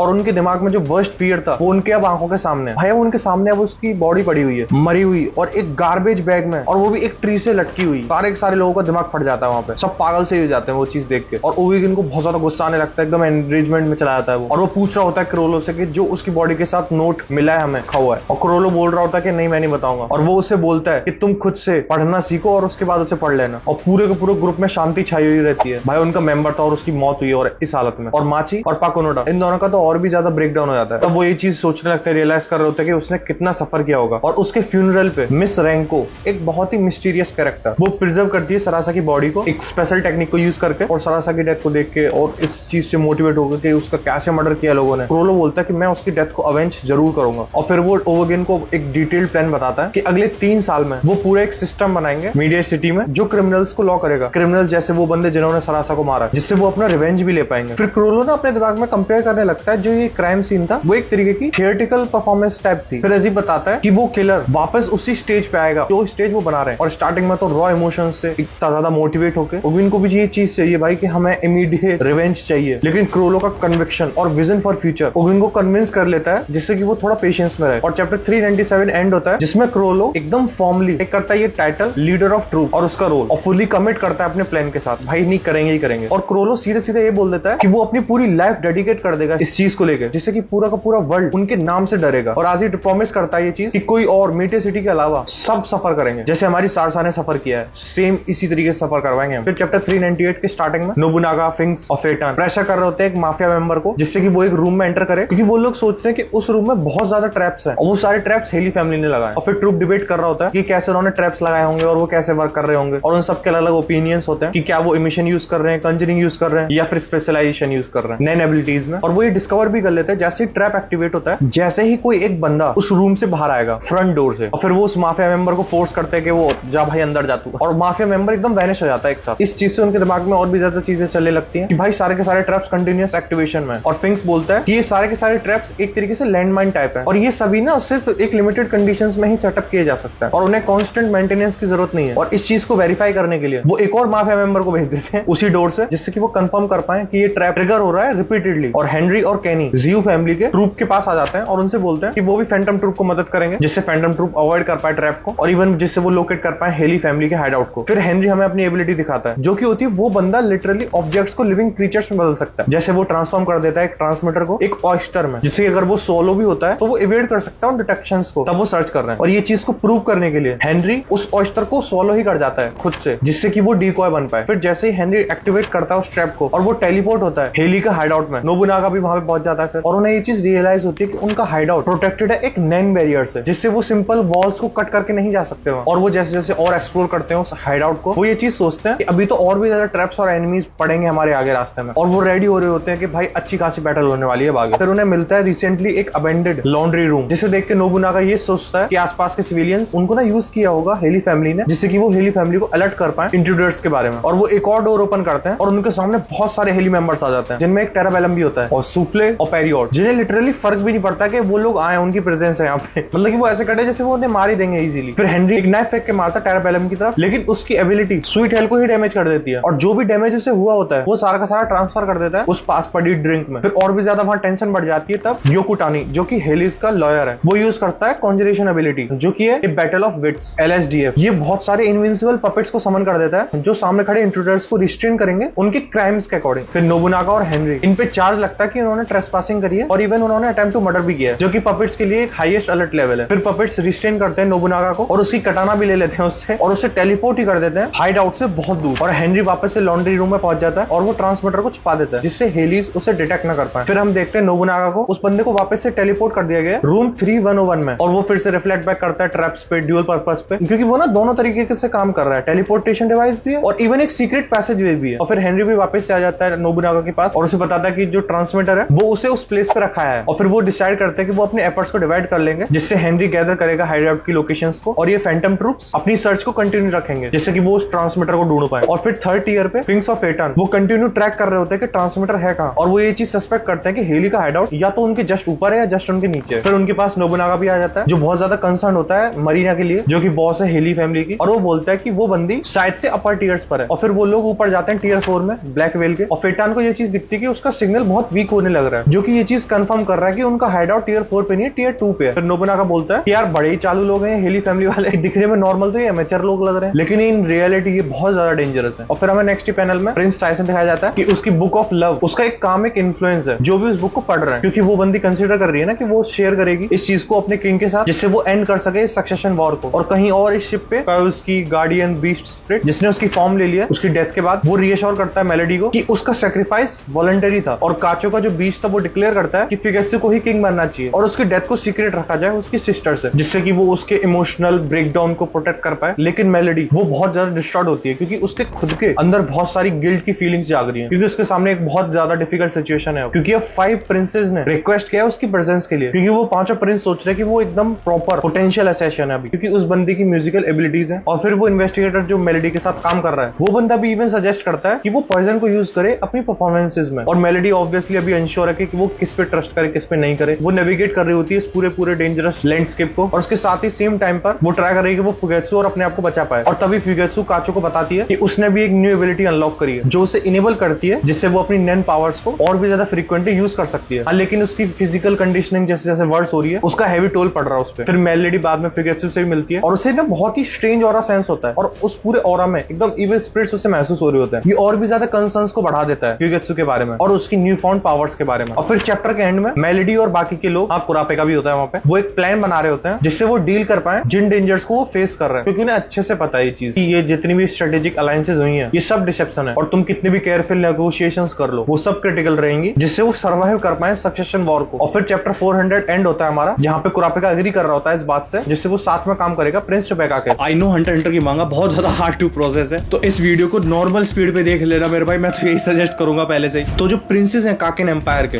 वो सारी चीजें ट्राई कर रहे हैं, वो कुछ भी कर सकते हैं जीतने के लिए, तब तक वो डार्क कॉन्टिनेंट पहुंचेंगे उससे पहले। और हाँ, डार्क कॉन्टिनेंट एक और पागल वाली जगह है। तो हम बात करते हैं नेक्स्ट चैप्टर 401 की, और जैसा तुम्हें पता है वो डार्क कॉन्टिनेंट जा रहे हैं, उसके ट्रैवल टोटल 2 महीने में कंप्लीट होगा, और गार्ड को बुलाया जाता है। फेरी काव जो फर्स्ट प्रिंस बेंजामिन के साथ काम करता है, वो ऑलरेडी सोच रहा होता है कि लॉन्गी उसके पास आएगा, जिससे वो ड्रास्टिक मेजर्स ले सके 14th प्रिंस के अगेंस्ट। और मैं तुम्हें बता दूं 14th ही यंगेस्ट प्रिंस है, वही प्रिंस वोबल, और वही अंडर सर्वेलेंस है कुरापेका के, जिससे कुरापेका उसकी मदद कर पाए। ऑब्वियसली बच्चा है वो भाई, और कुरापिका नैन डिवीजन यूज करता ये पता करने के लिए कि लॉन्गी का कोई मैलिशियस इंटेंट तो नहीं है। लॉन्गी लिटरली अपने मुंह से बोल देता है कि वो नैन यूज कर सकता है। फिर लॉन्गी अपनी एबिलिटी दिखाता है, नैन को यूज करके एक फ्लोटिंग पेपर बनाता है उनके सामने। और लॉन्गी की एबिलिटी है ट्रांसपेरेंट वर्ड्स, जो कि एक मैनिपुलेशन टाइप है, जो कि अगर बंदा साइन करता है एक टेम्परेरी कॉन्ट्रैक्ट को, उसे या तो बफ या फिर डिबफ मिलेगा कुछ सर्टेन कंडीशंस के साथ। उनमें से एक रेस्ट्रिक्शन है कि जो तुम सिग्नेचर कर रहे हो ना उस कॉन्ट्रैक्ट के साथ, वो बाय चॉइस होना चाहिए, किसी के अनड्यू इन्फ्लुएंस में नहीं होना चाहिए। और तुम सोच रहे हो कि लॉन्गी समझा क्यों रहा है अपनी एबिलिटी को, क्योंकि ये चाहते हैं कि कुरापिका एग्री करे फिफ्थ प्रिंस के साथ कॉन्ट्रैक्ट में आने के लिए। लेकिन प्रॉब्लम ये है कि लॉन्गी ने अभी तक टोबैपा को नहीं बताया ये सब, मतलब इस नैन एबिलिटी के बारे में, या फिर ये जो एग्रीमेंट हो रहा है इनका, या फिर उनका रियल मोटिव, रियल गोल क्या है आगे बढ़ने के लिए। लेकिन कुरापिका साइन करने से पहले थोड़ा झिझकता है, क्योंकि वो अपने दिमाग में बार बार यही सोच रहा है कि टोबैपा को तो पता ही नहीं है और ऑलरेडी कुरापिका के पास अपना खुद का प्रिंस है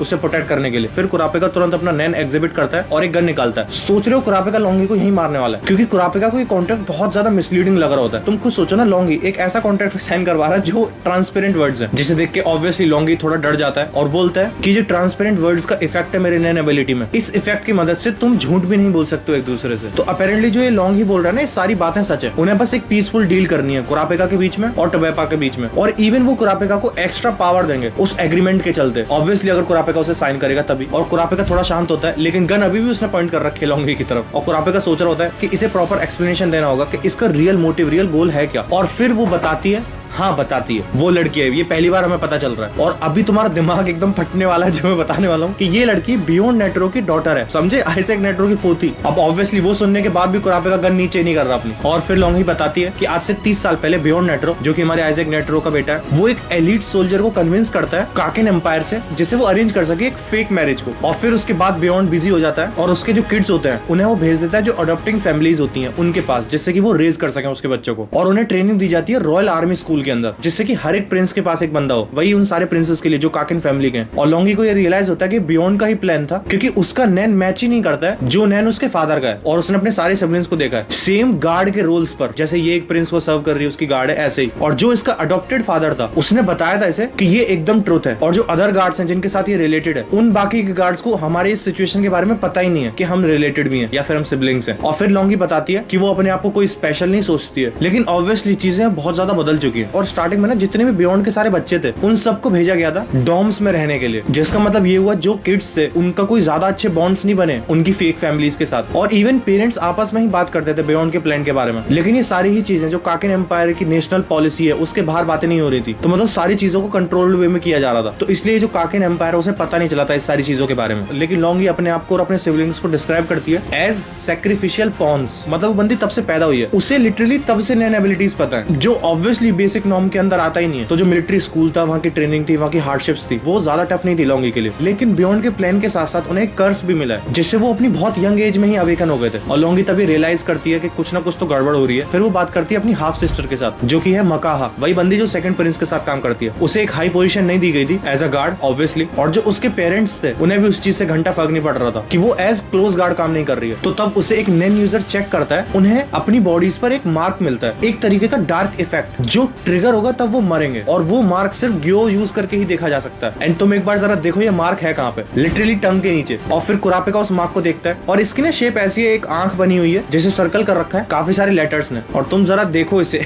ये लग कैसी रही है। अब तुम समझे रफली बियॉन्ड का प्लान क्या था। ये सारी जो बियॉन्ड की ऑफस्प्रिंग्स हैं, they are meant to kill princes. जिस जिस प्रिंस के लिए असाइन हुए ये उनको मारेंगे, और एटलीस्ट 10 बंदों के अंदर इतना नैन है जो वो कर सकते हैं। लेकिन ऑब्वियसली हमारा जो बियॉन्ड है वो बहुत ज्यादा स्मार्ट साइकोपैथ है। तुम लिटरली भाई, हम आइजन के इतने बड़े फैन है ना, एक बार अभी तुम थोड़ा स्टोरी में ना आगे बियॉन्ड देखना, तुम क्रेजी फैन होने वाले हो बियॉन्ड के। बियॉन्ड ने बाकी के बहुत सारे लोगों को प्रिपेयर कर रखा है जिससे कि वो उसके प्लान के साथ इनेक्ट कर सके, जिनके पास लेस पावरफुल कर्सेस हैं। यही कर्सेस जो लंगी के अटैच्ड है। और दूसरे कर्सेस के कंपैरिजन में इस कर्स को ना तो तुम जला सकते हो, और जैसे टंग के नीचे वाले हिस्से में अगर तुम वहां की पूरी स्किन को भी काट दोगे ना तब भी वो कर्स रहेगा। ऑब्वियसली बियॉन्ड कोई ऐसी नॉर्मल सा कर्स नहीं लगा देगा जिसे इतना इजीली डिस्पैच किया जा सके। वो अपना ये इतना बड़ा जंजाल, इतना बड़ा प्लान प्रिपेयर कर रहा है पिछले 30 सालों से। तो प्रॉब्लम सिर्फ इतनी ही नहीं है कि ये कर्स्ड है, बल्कि प्रॉब्लम ये है कि ये लिटरली ट्रिगरिंग बॉम्ब है। तब भी बियॉन्ड को लगेगा कि राइट टाइम आ चुका है, वो ट्रिगर दबा देगा। और ये ऑलमोस्ट इम्पॉसिबल है कि ये लोग उसे रोक सकते हैं ये काम करने से। अगर उसने सोच लिया कि वो इनकी लाइफ्स को खत्म कर देगा और कर्स एबिलिटी को स्टार्ट कर देगा, तो उसकी ऑलमोस्ट गारंटी है कि वो होने ही वाला है। फिर बिल जो कुरापिका के साथ खड़ा हुआ था, वो बोलता है कुरापिका से कि बहुत सारे लोग बाहर इंतजार कर रहे हैं हमारा, और हमारे यहाँ बहुत सारा टाइम जा रहा है, क्योंकि हम तो सिर्फ नॉर्मल चेक करने वाले थे लॉन्गी को। अब ऑब्वियसली उनके पास कोई चॉइस नहीं है, क्योंकि जो पार्ट ऑफ कॉन्ट्रैक्ट है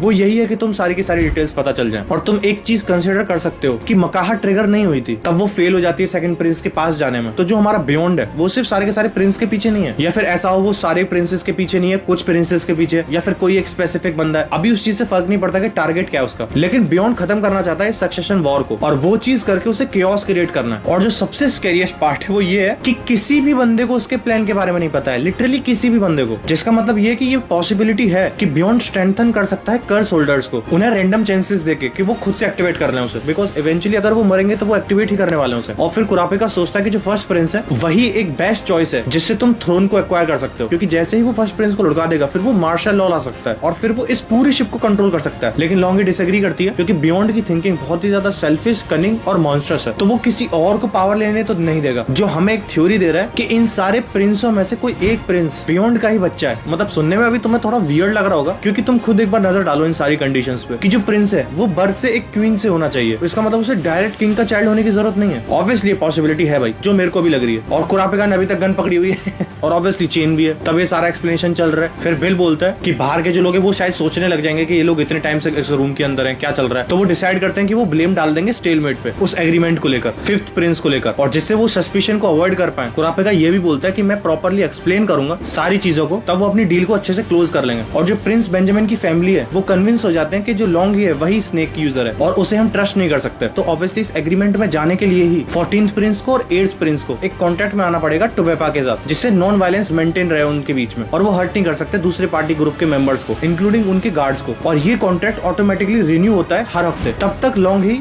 रूम 1014 में उस एग्जैक्ट डेजिग्नेटेड टाइम पर। इसका मतलब ये हुआ अगर इसे मार दिया जाता है या फिर ये डिले हो जाती है कुछ भी रीजन की वजह से, ये कॉन्ट्रैक्ट वहीं खत्म हो जाएगा। और उसके बाद क्या होगा, अगर ये कॉन्ट्रैक्ट ब्रेक हो जाएगा उनको फोर्सफुली जेसू में डाल दिया जाएगा नेक्स्ट पूरे एक हफ्ते के लिए। और कुरापिका की एबिलिटीज को देखते हुए जो ट्रुथ पे रिलाई करती हैं और रियल इंटेंट सामने वाले का बताती हैं, तो कुरापिका सोचने लगता है कि उसकी एबिलिटी ने ट्रिगर कर दे उस जेसू को, लेकिन तब तक कोई डैमेज नहीं हो रहा है और कोई भी इंटेंशनल हार्म नहीं हो रहा है, वो तब तक कोई भी ब्रीच ऑफ कॉन्ट्रैक्ट में नहीं आएगा। लॉन्ग ही ऑब्वियसली ऐड करती है अपना पर्सनल ऑब्जेक्टिव भी, क्योंकि वो ये ढूंढ रही है ना कि बियॉन्ड का चाइल्ड कौन है सारे के सारे प्रिंसेस में से इस सक्सेशन कॉन्टेस्ट के खत्म होने से पहले। और अगर ये लोग उस बंदे को ढूंढ लेंगे विद इन टाइम पीरियड तो इन्हें रिवॉर्ड मिलेगा। और इवन अगर ये पता चलता है कि उनमें से कोई भी नहीं है उसका बच्चा, उनमें से कोई भी रिलेटेड नहीं है, लॉन्गी ये भी कंसिडर कर रही है कि अगर टोबेपा को पता चलेगा उसके और बियॉन्ड के कनेक्शन के बारे में या फिर कर्सेस के बारे में, तो उसी पॉइंट पर ये कॉन्ट्रैक्ट नल कंसिडर कर लिया जाएगा। फिर वो उसके बाद एक और नया कॉन्ट्रैक्ट बना रही है कुरापिका के साथ, लेकिन इस चीज का वन टाइम यूसेज ही है, मतलब इस लॉन्गी की कॉन्ट्रैक्ट एबिलिटी का, क्योंकि एक तरीके से इसकी एबिलिटी काफी ज्यादा ब्रोकन है और कुरापिका बस साइन करने ही वाला होता है उसके कॉन्ट्रैक्ट को, क्योंकि कुरापिका की जो नैन एबिलिटी उसने अभी तक एक भी झूठ नहीं पकड़ा है, ना ही कोई भी मैलेस आया लॉन्गी की तरफ से। लेकिन इसके बावजूद एक और चीज है, उसका रियल मोटिव। अब हाँ, एक तरीके से उसने बोल दिया कि उसे ढूंढना है बियॉन्ड नेटवर्क का चाइल्ड उन सारे प्रिंस के बीच में, और यही उसका रियल मोटिव है। और एक तरीका ढूंढना है उसे जिससे वो इन सारे के सारे कर्सेस से बच सके, इनका क्योर ढूंढ सके। लेकिन नहीं, लॉन्ग ही को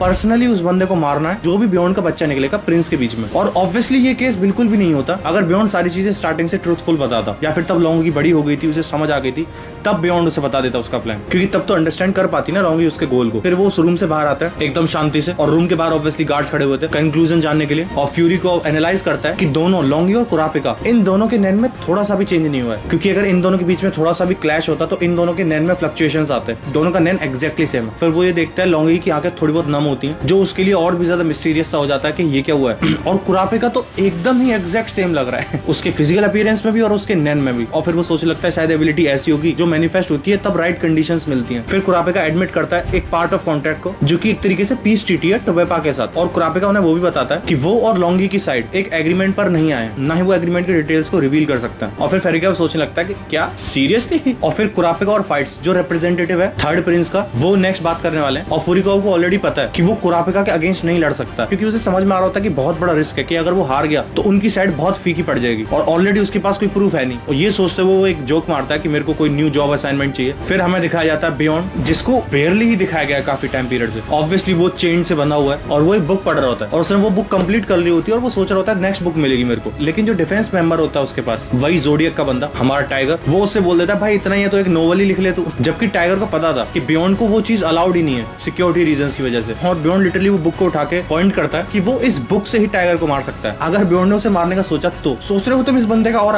ऑब्वियसली हमारा टाइगर शांति से सुन रहा होता है उसे। और फिर बियॉन्ड पूछता है उससे कि मुझे एक पर्सन को देखना है क्योंकि उसे बात करनी है उससे कुछ, तो ये किस बंदे के लिए पूछ रहा है, ये चैप्टर वहीं खत्म हो जाता है। तो बात करते हैं चैप्टर 402 की। अभी भी 10th डे ही है। ज़ैंगले के रूम में दिखाया जाता है हमें, जहाँ पे उसके गार्ड उससे बोल रहे होते हैं कि अगर सिर्फ वो, वॉबल और टोबेपा, तो वो दोनों लोग उसे जीतने देंगे और वो स्टेप डाउन कर देंगे। लेकिन अभी उनके लिए अनक्लियर है कि वो काउंट किया जाएगा या फिर नहीं, अगर वो दोनों से ऐसे ही जीतने देंगे तो। और ऐसी एक और पॉसिबिलिटी है कि अगर बाकी के प्रिंस समहाउ एग्जिट कर देते हैं इस कॉन्टेस्ट को, और अगर हम कंसीडर करें स्ट्रॉन्ग पर्सनैलिटीज को, जैसे बेंजामिन हो जाए, श्राइडनिक या फिर वो लूजरूस, कॉटन कैंडी, जो स्टिल अभी भी खड़े हुए हैं इस कॉन्टेस्ट में, तो ये तो होने नहीं वाला अभी जल्दी। फिर हमें दिखाया जाता है रूम 1005, जहाँ पे टोबेपा बात कर रही होती है अपनी टीम के साथ कि कैसे कुरापिका ने एक्सेप्ट कर लिया उनके पीस ऑफर को और उस एग्रीमेंट को, जो दिखने में ऑब्वियसली एक डायरेक्ट कॉन्फ्लिक्ट लग रहा है। मतलब जैसा मैंने लास्ट चैप्टर में एक्सप्लेन किया था, कुरापिका रूम से बाहर आके कुछ और ही अनाउंस कर देता है, तो ये उसकी बात कर रही है। और फिर मेयोर भी सेम बात कन्वे करता है कि कुरापिका तभी फॉलो करेगा इस कॉन्ट्रैक्ट को तब तक क्वीन और प्रिंस वहां पर रहेंगे, तब वो विजिट करेगा। और जो थर्ड प्रिंस के सोल्जर्स हैं वो भी सेम ही चीज एक्सपेक्ट कर रहे हैं, जिससे वो बेनिफिशियल रहे, जो इन्फॉर्मेशन सर्कुलेट होगी उनकी पार्टीज में। और ऑब्वियसली थर्ड प्रिंस ज़ैंगले है,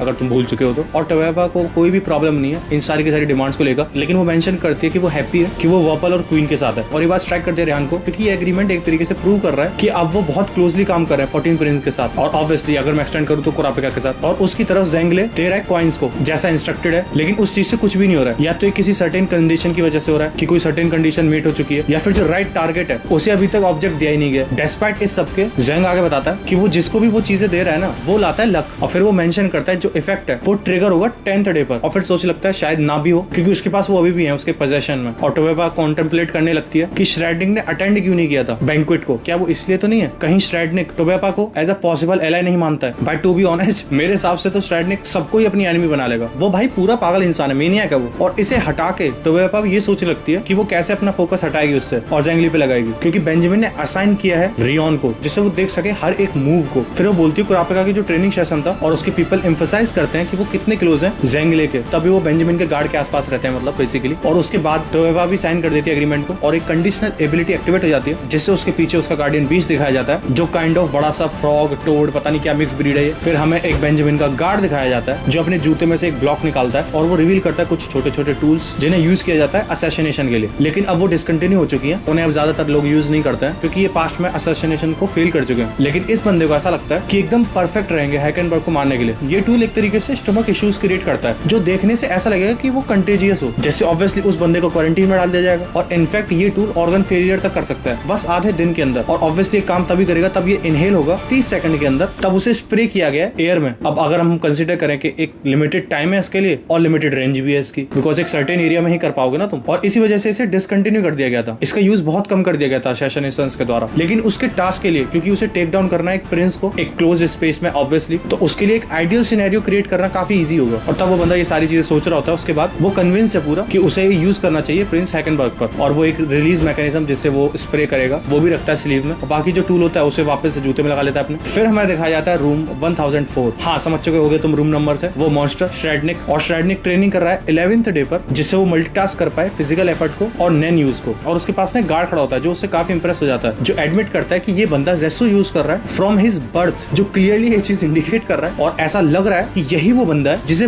प्लांट किया है बियॉन्ड ने। हाँ, सही सुन रहे हो तो, लॉन्ग ही की तरह ही। उसके अलावा जो अब श्राइडनिक कर सकता है वो एक सेम एबिलिटी है जो कोई और बंदा एक रिग्रेस स्टडी करेगा नैन पर पूरे एटलीस्ट 1 साल तक, तब जाके वो यूज कर पाएगा। वो बंदा सेम यूज कर रहा है। और वो गार्ड मेंशन करता है कि जो चीज करने में उस गार्ड को ऑलमोस्ट आधी साल लगी थी, पूरे 6 महीने, वो इस श्राइडनिक ने 1 दिन में अचीव कर लिया है। तो तुम कह सकते हो भाई कुछ ज्यादा ही फास्ट लर्नर है। हाँ, सो कॉल्ड नैन जीनियस। लेकिन वो गार्ड सोचने लगता है, क्योंकि डेटा ने वार्न किया था उसके बिहेवियर के बारे में, मतलब श्राइडनिक के बिहेवियर के बारे में टुवर्ड्स पॉलिटिक्स और नैन, कि वो श्राइडनिक के लिए सिर्फ एक मींस है टू फुलफिल हिज डिजायर्स। और सिर्फ ये फैक्ट कि ये बंदा एक्टिवेट कर सकता है नैन एबिलिटी को, वाइल तब वो बंदा जेसु में, ये चीज श्राइडनिक को एक आउटलायर बनाती है। इवन अगर तुम उसे कंपेयर करते हो किसी भी स्पेशलिस्ट के साथ, उसके बाद भी ये बंदा अलग है भाई। और इसे तुम ये सोच सकते हो कि एक कॉन्टैक्ट किसी के साथ, जैसे लॉन्गी जैसे बंदे के साथ, और उसका जेसु इफेक्ट उसे एक तरीके से मदद ही करेगा। फिर एक गार्ड इन्फॉर्म करता है श्राइडनिक को मेलेडी के बारे में कि कैसे उसे पकड़ के रखा हुआ है अभी, और कैसे वो लोग एक्सटेंड करना चाहते हैं उसके डिटेंशन के टाइम को। और तब वो सुनता है कि बेंजामिन ने असाइन किया एक गार्ड को मेलेडी के लिए, तो वो भी ऑर्डर कर देता है अपने गार्ड को कि वो मूव करें और बाकी के प्रिंसों को दूर रखें। शायद श्राइडनिक सोच रहा है कि वो उसकी मदद कर सकती है उसे जीतने में इस सक्सेशन कॉन्टेस्ट को। लेकिन भाई तुम सोच रहे हो ये बंदा कर क्या रहा है अभी? श्राइडनिक जेसु यूज कर रहा है, ट्रेडमिल पर चल रहा है, एक पर्सन से बात भी कर रहा है और अपना फोन भी यूज कर रहा है सेम टाइम पर। ये भाई साहब तो ओवर अचीवर निकले।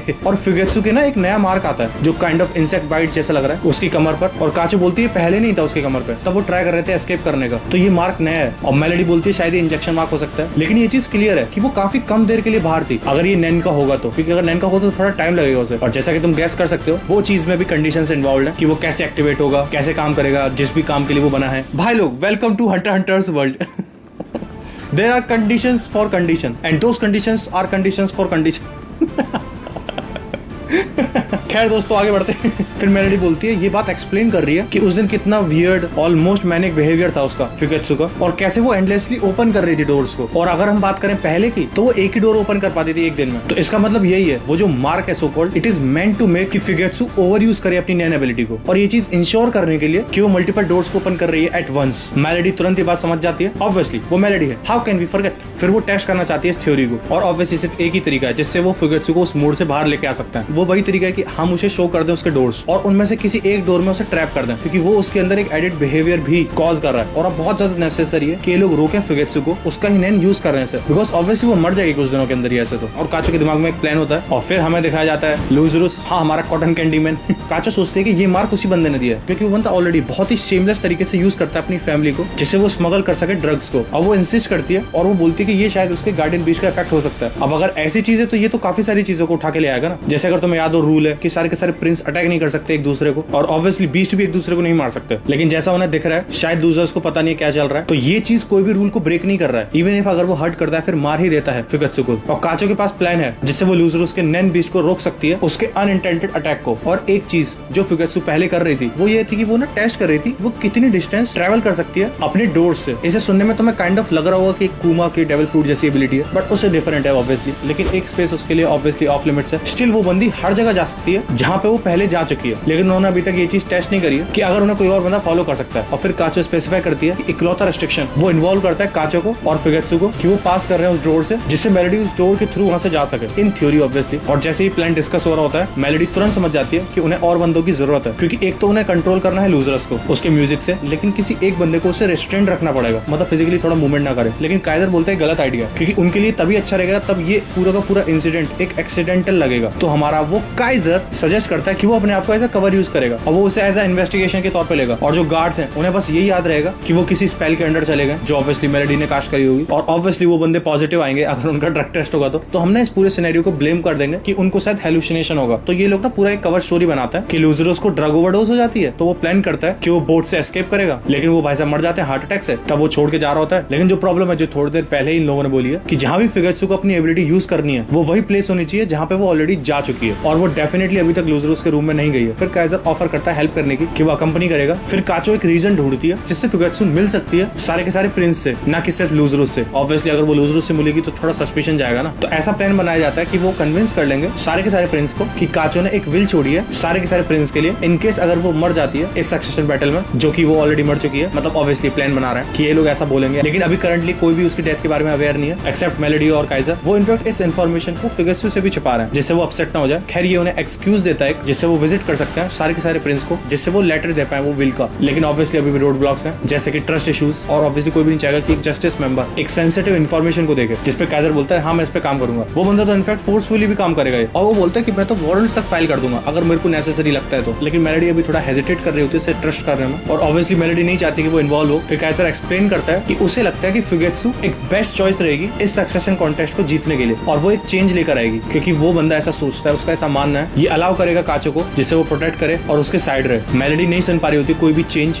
उसके हार्ट में, स्टिल मेलेडी सोच रही होती है कि शायद इसे मैनिपुलेट कर रहा है कोई बंदा आउटसाइड फोर्स को यूज करके। वो अभी भी अपना गार्ड डाउन नहीं कर रही है, और तब काइजर मेंशन करता है उसे चाहिए एक पीसफुल वर्ल्ड। काइजर बोलता है कि मैं अपने हाथों को भी गंदा कर लूंगा, मैं कुछ भी करूंगा इस कॉज के लिए अगर जरूरत पड़ती है तो। और जैसा प्लान बनाया जाता है सिक्योरिटी और गार्ड्स अकंपनी करता है फिगेत्सु को अलग अलग प्रिंस के रूम तक जिससे वो लेटर्स दे। वो स्टार्ट करते हैं फर्स्ट प्रिंस से ऑब्वियसली बेंजामिन, लेकिन ऑब्वियसली उस तक पहुंचने के लिए उन्हें परमिशन लगेगी उस गार्ड की, जिससे वो बेंजामिन से बात कर पाए और उसे दे पाए लेटर। और वो एक्सप्लेन करते हैं सारी की सारी डिटेल्स कि कैसे ये मैसेज है जो कि एक विल है जो छोड़ी गई है, तब काचो फिगेत्सो मर जाएगी और ये सारे के सारे लेटर्स दिए जाएंगे इन पर्सन। और ऑब्वियसली काइजर एक हाई रैंक्ड है जस्टिस डिपार्टमेंट के अंदर, वो इंश्योर करता है कि अगर कोई भी एक्सप्लोसिव्स होते हैं या फिर कोई भी डेंजरस कंटेंट होता है उस मैसेज के अंदर वो पूरी रिस्पॉन्सिबिलिटी लेगा। लेकिन गार्ड बोलता है पहले मेरे को दो जिससे वो चेक कर पाए, लेकिन काइजर ऑब्वियसली इंसिस्ट करता है कि ये ऐसा कुछ भी हो सकता है जिसमें स्पेसिफिक डिटेल्स हो सक्सेशन इन्फॉर्मेशन के बारे में, जो ऑब्वियसली हर किसी के लिए तो है नहीं एक्सेप्ट प्रिंस को छोड़ के। तो बेंजामिन ये बात सुन लेता है और उनसे बोलता है अंदर आओ। और जैसे ही फिगेत्सो अंदर आती है वो ऑब्वियसली कवर्ड होती है डार्क स्पिरिट से। बेंजामिन को वो काफी ऑफर लगता है देखने में और फिगेत्सो उसे लेटर देती है और बेंजामिन उसके लेटर को लेता है, लेकिन उसकी जो गार्डियन स्पिरिट होती है वो लेसर बीइंग्स को अटैक कर देती है जो अटैच्ड होती है फिगेत्सो के साथ। जैसे फिगेत्सो अप्रोच करती है बेंजामिन को, वो रॉन्गफुली अज्यूम कर लेता है कि शायद उसके ग्रीफ की वजह से कि वो कैसे काचो को लूज कर चुकी है, ऑब्वियसली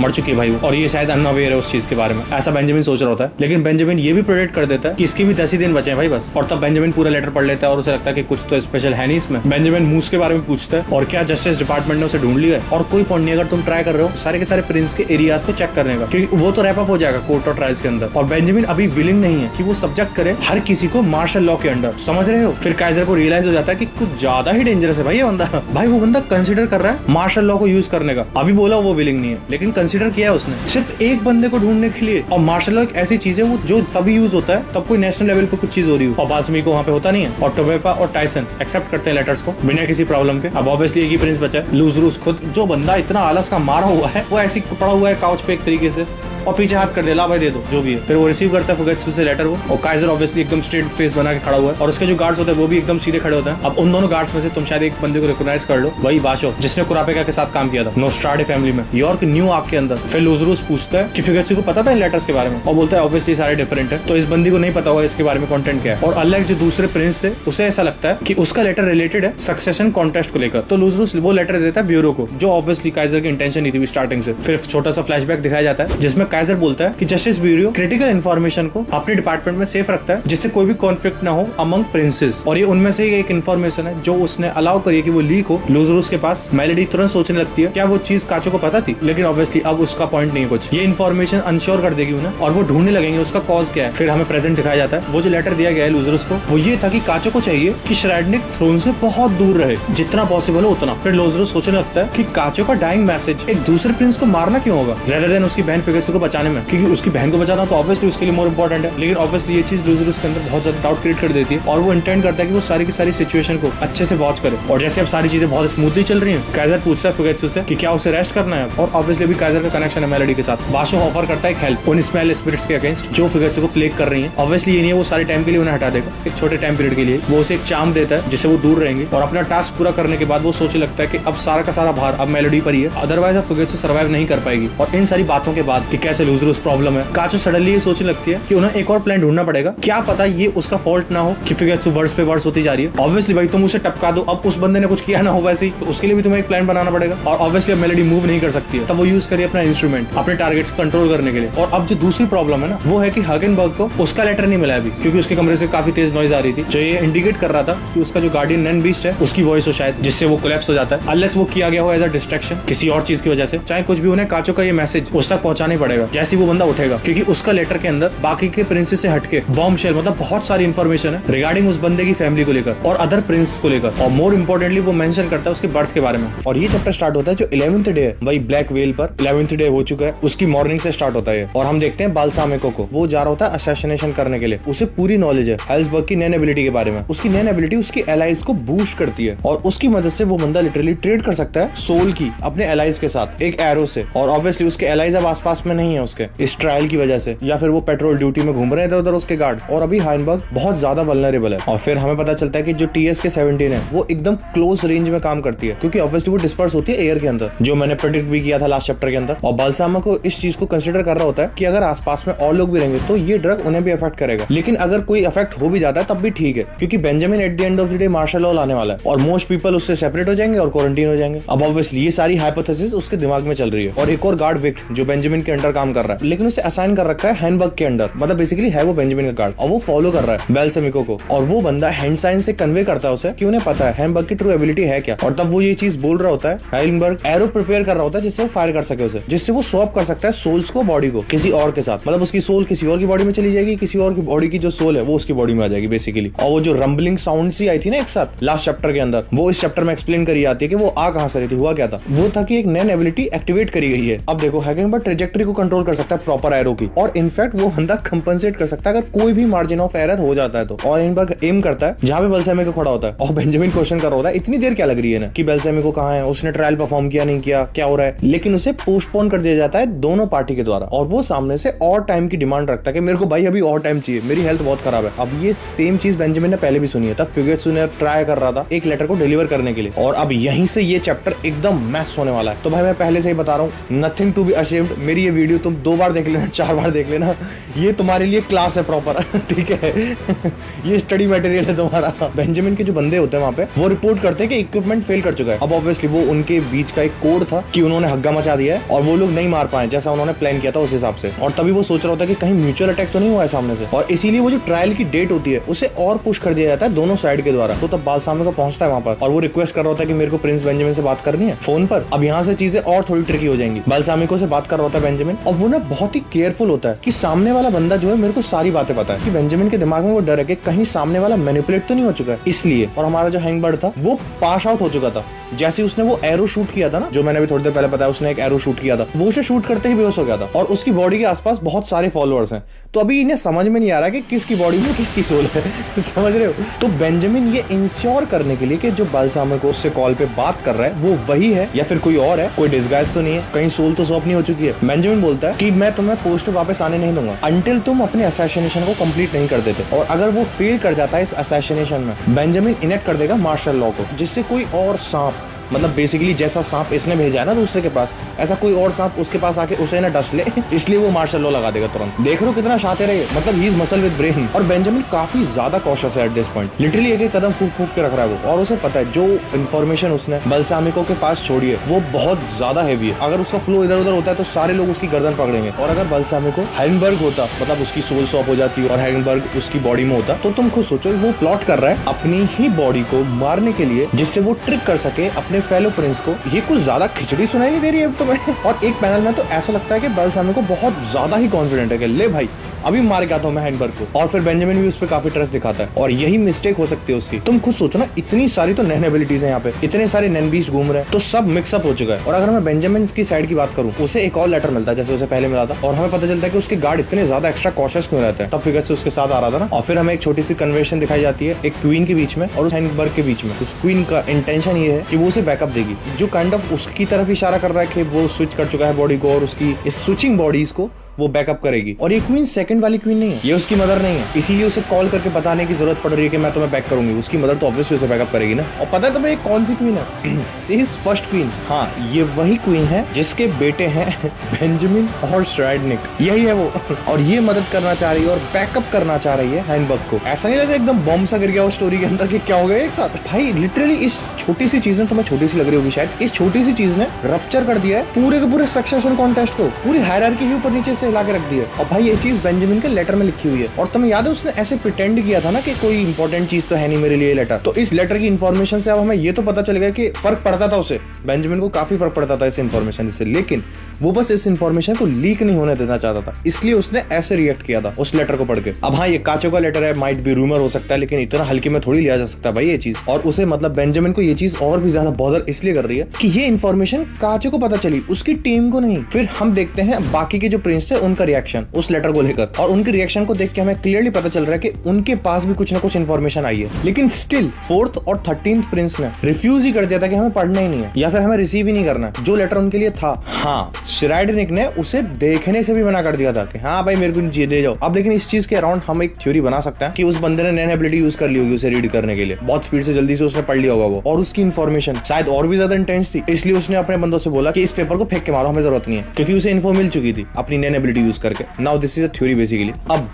जो क्रिएट करना चाह रहे थे हमारी टीम, वो डिस्ट्रस्ट बन चुका है सारे के सारे प्रिंस के बीच में। अब वो बहुत जल्दी डिसीजंस नहीं बना पाएंगे क्योंकि उन्हें 1000 चीजें सोचनी पड़ेंगी ना, किस पे ट्रस्ट करना किस पे नहीं। अब तुम किसी पे भी ट्रस्ट नहीं कर पा रहे हो। और अगर हम बात करें 13 प्रिंस की, मैरियम, उसे मूव कर चुके हैं एक रूम के फॉल्स वर्जन में, ऑब्वियसली उसके गार्डियन बीस्ट की एबिलिटी की वजह से, और उसके गार्ड्स को लिटरली उसके रियल रूम में भेज रखा है, जिससे बाकी के लोगों को ये लगे कि अभी भी वो प्रिंस अपने रूम में ही है, जबकि वो प्रिंस वहां पे है भी नहीं, वो अपने गार्डियन बीस्ट की वजह से कहीं और ही है। और अब फिगेसु रेस्ट कर रही है प्रॉपर्ली, क्योंकि तुम्हें याद हो बाशो ने टेम्परेली उसके स्पिरिट्स को हटा दिया था, क्योंकि उन स्पिरिट की वजह से उसकी लाइफ फोर्स ड्रेन हो रही थी भाई, और वो उन स्पिरिट्स की वजह से सो भी नहीं पा रही थी अनलेस उसके साथ काचो रहती। और तभी रूम 1014 के अंदर कुरापिका डिस्कस कर रहा होता है कि कैसे वॉर का रिजल्ट डेथ ही होने वाला है। इवन अगर हम बात करें सक्सेशन कॉन्टेस्ट की, तो कुछ प्रिंस तो ऑलरेडी असैसिनेट भी हो चुके हैं, और ये कोई विन विन सिचुएशन तो है नहीं, ये नो विन सिचुएशन है, या तो डेथ या फिर मर्डर, ये दो ही चीजें तुम्हारे पास। कुरापिका इस चीज में भी अपॉर्चुनिटी ढूंढ लेता है। कुरापिका एक्सप्लेन करता है कि उसे उसकी परमिशन लगेगी भाई, जिससे वो अपने प्लान को इनेक्ट कर पाए, जिससे जो छोटे छोटे प्रिंस है, यंगर प्रिंस है, वो अनहार्म्ड रहे इस कॉन्टेस्ट के अंदर। लेकिन फिर हमें नेक्स्ट पैनल में दिखाया जाता है ज़ेंगले, जो अभी तक स्टम्प्ड ही बैठा हुआ है कि कैसे उसका 9 बीस्ट और कॉइंस कनेक्टेड है। वो स्टार्ट करता है 10 सिक्कों से, और वो हैंड आउट करता है 3 सिक्कों को, और अब लिटरली कुछ दिन हो चुके हैं, लेकिन स्टिल किसी न किसी वजह से एक सिक्का जिसकी वैल्यू है 1, वो सिक्का बोल रहा है उसकी वैल्यू 10। तो अब उसे तो कुछ समझ में नहीं आ रहा है। वो अपने गार्ड्स को बुला लेता है, जिससे वो ब्रेनस्टॉर्म कर पाए कि हो क्या रहा है इन सिक्कों के साथ। भाई उसकी भी स्टेबिलिटी है, उसे समझ में नहीं आ रही है। अपने गार्ड्स को बुला के पूछ रहा है, ये देख के बताओ जरा क्या हो रहा है ये सिक्कों का। और उसके कुछ गार्ड्स बोलते भी हैं, कुछ आइडियाज बताते हैं अपने, कि शायद इन सिक्कों की वैल्यू चेंज होती है हर 10 दिन में, या फिर जो कॉइन्स तुमने दिए हैं और लोगों को, हमें वो कॉइन्स देखने पड़ेंगे, और हमें देखना पड़ेगा उनका बिहेवियर कहीं चेंज हो रहा है नहीं हो रहा है। और हाँ, शायद उसका भी चांस है कि इनकी वर्थ शायद बढ़ती चली जाएगी, जो वैल्यू एक पूरे महीने के बाद में या उसके बाद बहुत बड़ी हो जाएगी। लेकिन ये सारी चीजें ऑलरेडी ज़ेंग कंटेम्पलेट कर चुका है। वो सोच रहा है ये सारी चीजें तो मैं ऑलरेडी सोच ही बैठा हूँ, और अब जो बचा हुआ वो है कि कांटेक्ट करो भाई कुरापिका को, बुलाओ उसे। क्योंकि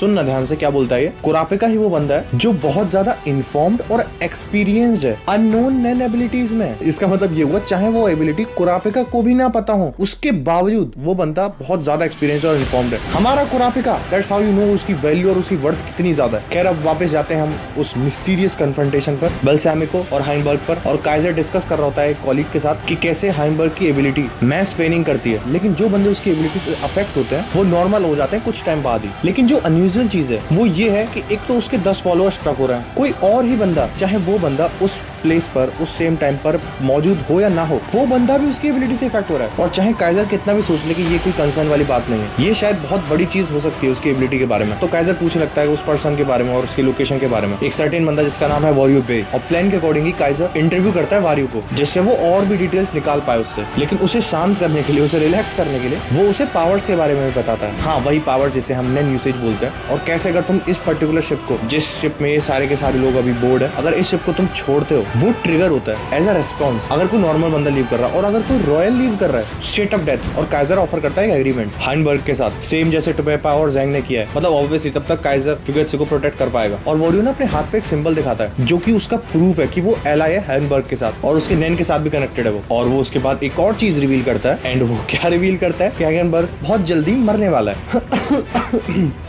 एक चैप्टर है ये, मैं बता रहा हूँ, एक चैप्टर है हंटर हंटर का भी। क्या भाई, इतनी सारी इंफॉर्मेशन ओवरलोड है ना। नॉर्मल स्टूडेंट मांगा कि ऑलमोस्ट 4 से 5 चैप्टर निपट जाएंगे इतनी इंफॉर्मेशन के अंदर। और उनकी कन्वर्सेशन कट करके हमें नेक्स्ट पैनल में बेंजामिन दिखाया जाता है, और वो बात कर रहा होता है बेल्सामिको के साथ, और वो डिस्कस कर रहे होते हैं असैसिनेशन के बारे में कि असैसिनेशन का प्रूफ कैसे होगा। और वो सामने से बोलता है कि उसका प्रूफ इवनिंग में, शाम को मिल जाएगा। लेकिन हम सबको बताया कि हाइनबर्ग कुछ ना कुछ तो प्लॉट कर रहा है, तो हाइनबर्ग की body might be on the verge of मरने के, लेकिन उसकी सोल अभी जिंदा है, और उसकी सोल माइट बी अलाइव है बेल्सामिको के अंदर। सरप्राइज सरप्राइज भाई, लिटरली तुम खुद सोचो, अगर ऐसा है तो इस पोजीशन में हाइनबर्ग मार्शल लॉ को अवॉइड कर देगा पूरी तरीके से। एक ये तो है ही है, सबसे बड़ा बोनस पॉइंट उसके लिए ये हो जाएगा कि वो प्रिंस बेंजामिन के बहुत पास चला जाएगा, और इससे हाइनबर्ग बेंजामिन को कभी भी लुढ़का सकता है। और जो कुरापिका की रिक्वेस्ट थी वो ये थी कि उन्हें रिवील कर देना चाहिए जितना भी कंटेंट है प्रिंस वॉबल के लेटर के अंदर, क्योंकि जितने भी रेसिपिएंट्स है, मतलब जितने भी बाकी के प्रिंसों को, जितने भी बंदों को वो लेटर मिला है सो कॉल्ड, उसमें काफी सीक्रेटिव इन्फॉर्मेशन थी। और कुरापिका का प्लान ये भी है कि वो नैन ट्रेनिंग को भी कंटिन्यू रखेगा, और वो स्पेशल सीक्रेट्स भी देगा जो भी बंदा पार्टिसिपेट करना चाहता है। लेकिन अगर तुम भूल चुके हो एक सर्टेन समवन पर्सन के बारे में, सहल, सेकंड प्रिंस का गार्ड, जिसकी पूरी इंटेंशन है कि वो उसे मारना ही है प्रिंस वॉबल को नैन क्लासेस में, अपेरेंटली वो चीज एक्टिवेट होगी तब ये अपने आप को मार लेगी, जो काइंड ऑफ सिमिलर है लॉन्ग ही जैसा। और उसके सारे के सारे सिबलिंग्स कर्स्ड हैं, और उन्हें एज पॉन्स यूज किया जा रहा है। और क्या पता भाई किस किस और का ये सेम प्लान हो। लेकिन वो रिस्क, जिस रिस्क के लिए कुरापिका इस लेटर को पब्लिक करना चाह रहा है, वो वही रिस्क है कि कुरापिका को देखना है कि कौन सा प्रिंस सामने आने वाला है, या फिर कौन सा प्रिंस ऑफर करेगा एक बार्गेन जिससे ये पर्टिकुलर इन्फॉर्मेशन को पब्लिक ना किया जाए। और इस चैप्टर के एंड में हम देखते हैं कुरापिका जा रहा होता है ज़ेंगली के रूम में, माइट भी उसके सिक्कों का जो सीक्रेट है उसे अनकवर करने के लिए। अब अगले चैप्टर में काफी सारे ओल्ड कैरेक्टर्स वापस देखने को मिलने वाले हैं हमें, और कुरापिका के सामने सेम चैलेंज आता है जिसमें कुरापिका को समझना होगा उन कॉइन्स का पैटर्न, उनकी पावर क्या है, उनका एक्चुअल पर्पस है क्या। और उन कॉइन्स को देखने के बाद कुरापिका भी ये बात बोलता है कि शायद ये कॉइन्स चेंज होते हैं हर 10 दिन बाद, जैसा इतनी देर से वो लोग एज्यूम भी कर रहे थे। लेकिन फिर एक नई प्रॉब्लम आती है कि मनी बहुत ज्यादा बड़े सर्कुलेशन में है एट दिस पॉइंट, और इसीलिए कॉइन्स चेंज करते हैं जिससे एटलीस्ट वो मूव होते रहे, ना कि वो कॉइन इन्फिनिटली ग्रो करता रहे सिर्फ एक ही बंदे के लिए। समझे इसका मतलब वो पर्सन टू पर्सन मूव करता रहता है। लेकिन इस पोर्शन को प्रूव करने के लिए कुरापेका को पता है उन्हें वो जो कॉइन्स ऑलरेडी दे चुके हैं उन कॉइन्स को देखना पड़ेगा, उनके पैटर्न को देखना पड़ेगा कि वो कैसे परफॉर्म कर रहे हैं, उनका क्या बिहेवियर है। फिर जंग का गार्ड बोलता है कि ये वाला जो पर्टिकुलर कॉइन है ये दूसरों से काफी अलग है, और यही तो प्रूफ होना चाहिए था, क्योंकि उस कॉइन की ना पर्टिकुलर तुम खुद देखो, उस कॉइन की एक साइड तो सेम है लेकिन दूसरी साइड पूरी चेंज हो चुकी है। तो अकॉर्डिंग टू देयर थ्योरी ये कॉइन्स चेंज होते हैं डिपेंडिंग कि वो किसके पास है। तो कुरापेका जांग से बोलता है कि तुम ना सारे के सारे कॉइन्स को दे दो जिससे टेस्ट कर सके हम अच्छे से। फिर जांग फर्स्ट पर्सन जिसे वो देता है ये कॉइन, वो कोई और नहीं कुरापेका ही है, वो कुरापेका को देता है। तेरी थ्योरी ना ले पकड़ पहला कॉइन, लेकिन कुरापेका भी जांग को इतना ज्यादा ट्रस्ट नहीं करता है, और एक कॉइन अगर कुरापेका ले लेगा शायद वो कुरापेका को रिस्क में डाल सकता है इन फ्यूचर। लेकिन सामने जो जांग बैठा हुआ है वो तो एक ही पत्थर से दो चिड़िया मारने की कोशिश कर रहा है, क्योंकि ऑब्वियसली अगर ऐसा होता है तो वो जो इतने टाइम से थ्योरी, वो जो थॉट सोचे जा रहे हैं इन कॉइन्स को लेकर, वो तो ऑलरेडी प्रूव हो जाएगी। लेकिन उसे फिर कुरापेका भी देखेगा क्योंकि वो उसका कॉइन है। देख रहे हो सारे के सारे चालाक लोमड़े भरे हुए हैं अबे। लेकिन कुरापेका मना करने की कोशिश करता है कि नहीं भाई, लेकिन अगर कुरापेका बहुत ज्यादा मना करता कि नहीं चाहिए मेरे को, तो ऑब्वियसली जांग उसे काफी ज्यादा कम ट्रस्ट करने लग जाता कुरापेका पे। और ये पर्टिकुलर चीज उन जो पार्टनरशिप कुरापेका बनाने की कोशिश कर रहा है वो उसे तोड़ देगा, वो उसे रियून कर देगा एक तरीके से, क्योंकि कुरापेका एट दिस पॉइंट ये नहीं सोच रहा कि वो उसके लिए क्या गलत कर देगा, लेकिन वो कॉइन उसे क्या फोर्स कर सकता है करने के लिए, वो उसके बारे में सोच रहा है, क्योंकि वो ज्यादा हार्मफुल हो सकता है, ना कि ये कि वो उसके लिए क्या हार्म करेगा। कुरापेका है भाई, वो इस बारे में डरेगा कि मेरे को क्या हो जाएगा, नहीं भाई। और वो ये कंसिडर भी करता है कि शायद ये कोई मैनिपुलेशन टाइप नैन एबिलिटी हो सकती है, कि अगर कोई एक बंदा उसे कुछ सर्टेन टाइम पीरियड तक अगर अपने पास रखेगा शायद उस नैन एबिलिटी से वो अफेक्ट हो सकते हैं, और शायद फिर कुरापेका को ऐसे ऑर्डर्स फॉलो करने पड़ जाएंगे जो कुरापेका रेजिस्ट ही नहीं कर पाएगा, मतलब उसे हर हालत में फॉलो करने पड़ेंगे। लेकिन स्टिल 10 दिन इतने ज्यादा नहीं है कि इतना ज्यादा नैन बिल्डअप हो जाए इस कॉइन के अंदर कि वो कुरापेका को मजबूर कर दे कि कुरापेका किसी को जान से मार दे या फिर अपने आप को जान से मार दे। मतलब ऐसे इतने ज्यादा इंटेंस टास्क के लिए ऑब्वियसली नैन बहुत ज्यादा होना चाहिए उसके अंदर। वही कुरापेका बोल रहा है कि 10 दिन के अंदर इतना नैन नहीं बन पाएगा इसमें, या फिर शायद ये कॉइन्स अपनी जो ट्रू पावर है वो तब दिखाएंगे अगर इस सक्सेशन कॉन्टेस्ट को अगर जांग जीत जाता है। अब इतनी सारी चीजों को सोचते हुए, और कुरापेका को पता है कि जांग तो किंग नहीं बनने वाला है, तो इससे जो रिस्क है कुरापेका के लिए वो थोड़ा कम हो जाता है। सोच रहे हो मतलब कितना ब्लंटली उसने बोला ये तो किंग नहीं बनेगा, तो मेरा जो रिस्क है वो कम हो चुका है। और जैसे ही कुरापेका उस कॉइन को एक्सेप्ट करता है ना, वो कॉइन चेंज हो जाता है जो उन्होंने एक्सपेक्ट किया था। फिर ना कुरापेका दोबारा वापस से देता है ये देखने के लिए क्या ये दोबारा चेंज होगा, क्योंकि एक बार तो कुरापेका ने एक्सेप्ट कर लिया तो वो चेंज हो गया, क्या ये सेकंड टाइम भी वर्क करेगा, तो कुरापेका देता है, तो तब भी वो कॉइन चेंज होता है। लेकिन जो उसका नंबर है जो 1 हो गया था कुरापेका के पास जाते ही, वो अब 10 नहीं हो रहा है। जैसे पहले वो जांग के पास था तब वो 10 था, नहीं तो कुरापेका को थोड़ा और समय आता कि चल क्या रहा है यहाँ पे इन कॉइन्स को लेकर। लेकिन फिर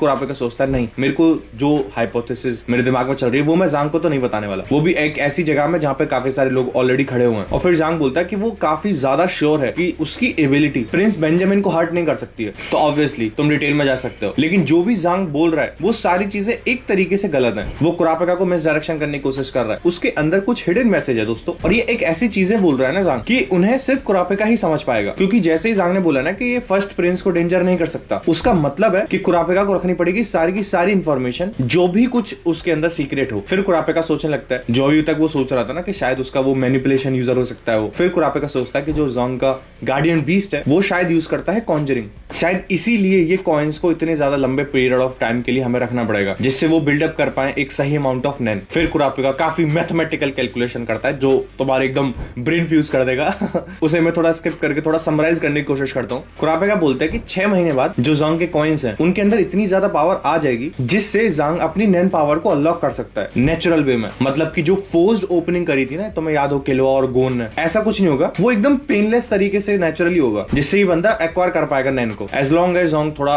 पेशेंट रहे, थोड़ा शांत रहे। और ऑब्वियसली उसके लिए जांग को सर्वाइव करना पड़ेगा इस सक्सेशन कॉन्टेस्ट को। अगर तुम बार बार भूल जाते हो तो सक्सेशन कॉन्टेस्ट चल रहा है। और जो पोर्शन कुरापेका तेज मतलब सबके सामने नहीं बोलता है वो ये है कि ये पर्टिकुलर चीज ना रिस्क फ्री है जांग के लिए, लेकिन उसका जो गार्डियन बीस्ट है ऑब्वियसली उसे कुछ ना कुछ रिटर्न में तो चाहिए होगा। हंटर हंटर है यहाँ पे, ऐसी कुछ भी फ्री में नहीं मिलता तुम्हें। शायद जो जांग के आसपास लोग रहते हैं उनकी लॉयल्टी चाहिए हो उसे। इसका मतलब हमें फिर से बताया जा रहा है ये चीज कि जांग तभी बहुत ज्यादा रिवॉर्ड्स को गेन करेगा तब ये बंदा किंग बनेगा ऑब्वियसली, क्योंकि सारी चीजें घूम फिर के वहीं पहुंच रही है। वही तो कुरापेका ने पहले बोल दिया कि ये तो बनने नहीं वाला है, और उसके गार्ड्स को बताना कि वो उन्हें रिवॉर्ड करेगा तभी तब वो एक अच्छे से लॉयल बन के रहेंगे, ना कि उसे बिट्रे करेंगे। लेकिन ऑब्वियसली कुरापेका पागल नहीं है, उसे पता है और वो मेंशन भी नहीं करता ये बात। ये जो कर्जन पार्ट है ये लॉयल्टी वाला, कुरापेका ये चीज बोलता ही नहीं है सबके सामने। और ऑब्वियसली अभी तक एक बंदे ने अपना कॉइन रिवील ही नहीं किया है जो उन्होंने सबसे पहले दिन रिसीव किया था। कोविन टोबा जो बेंजामिन का गार्ड है वो उन्हें देख रहा होता है, सुन रहा होता है, काफी फोकस से। मतलब ये सारे के सारे लोग ना एकदम ऐसे एक दूसरे के पीछे पड़े हुए हैं, किसी को कुछ पता नहीं है कब कौन कहां से आके किसे मार जाएगा। और कंसिडरिंग कि इतना टाइम पास हो चुका है और उस बंदे ने अपना कॉइन अभी तक नहीं दिखाया, तो शायद वो ये चीज विद पर्पस कर रहे हैं। इसका मतलब जिस वो बंदे के पास वो कॉइन है जो दिखाना नहीं चाह रहा, उसे पता है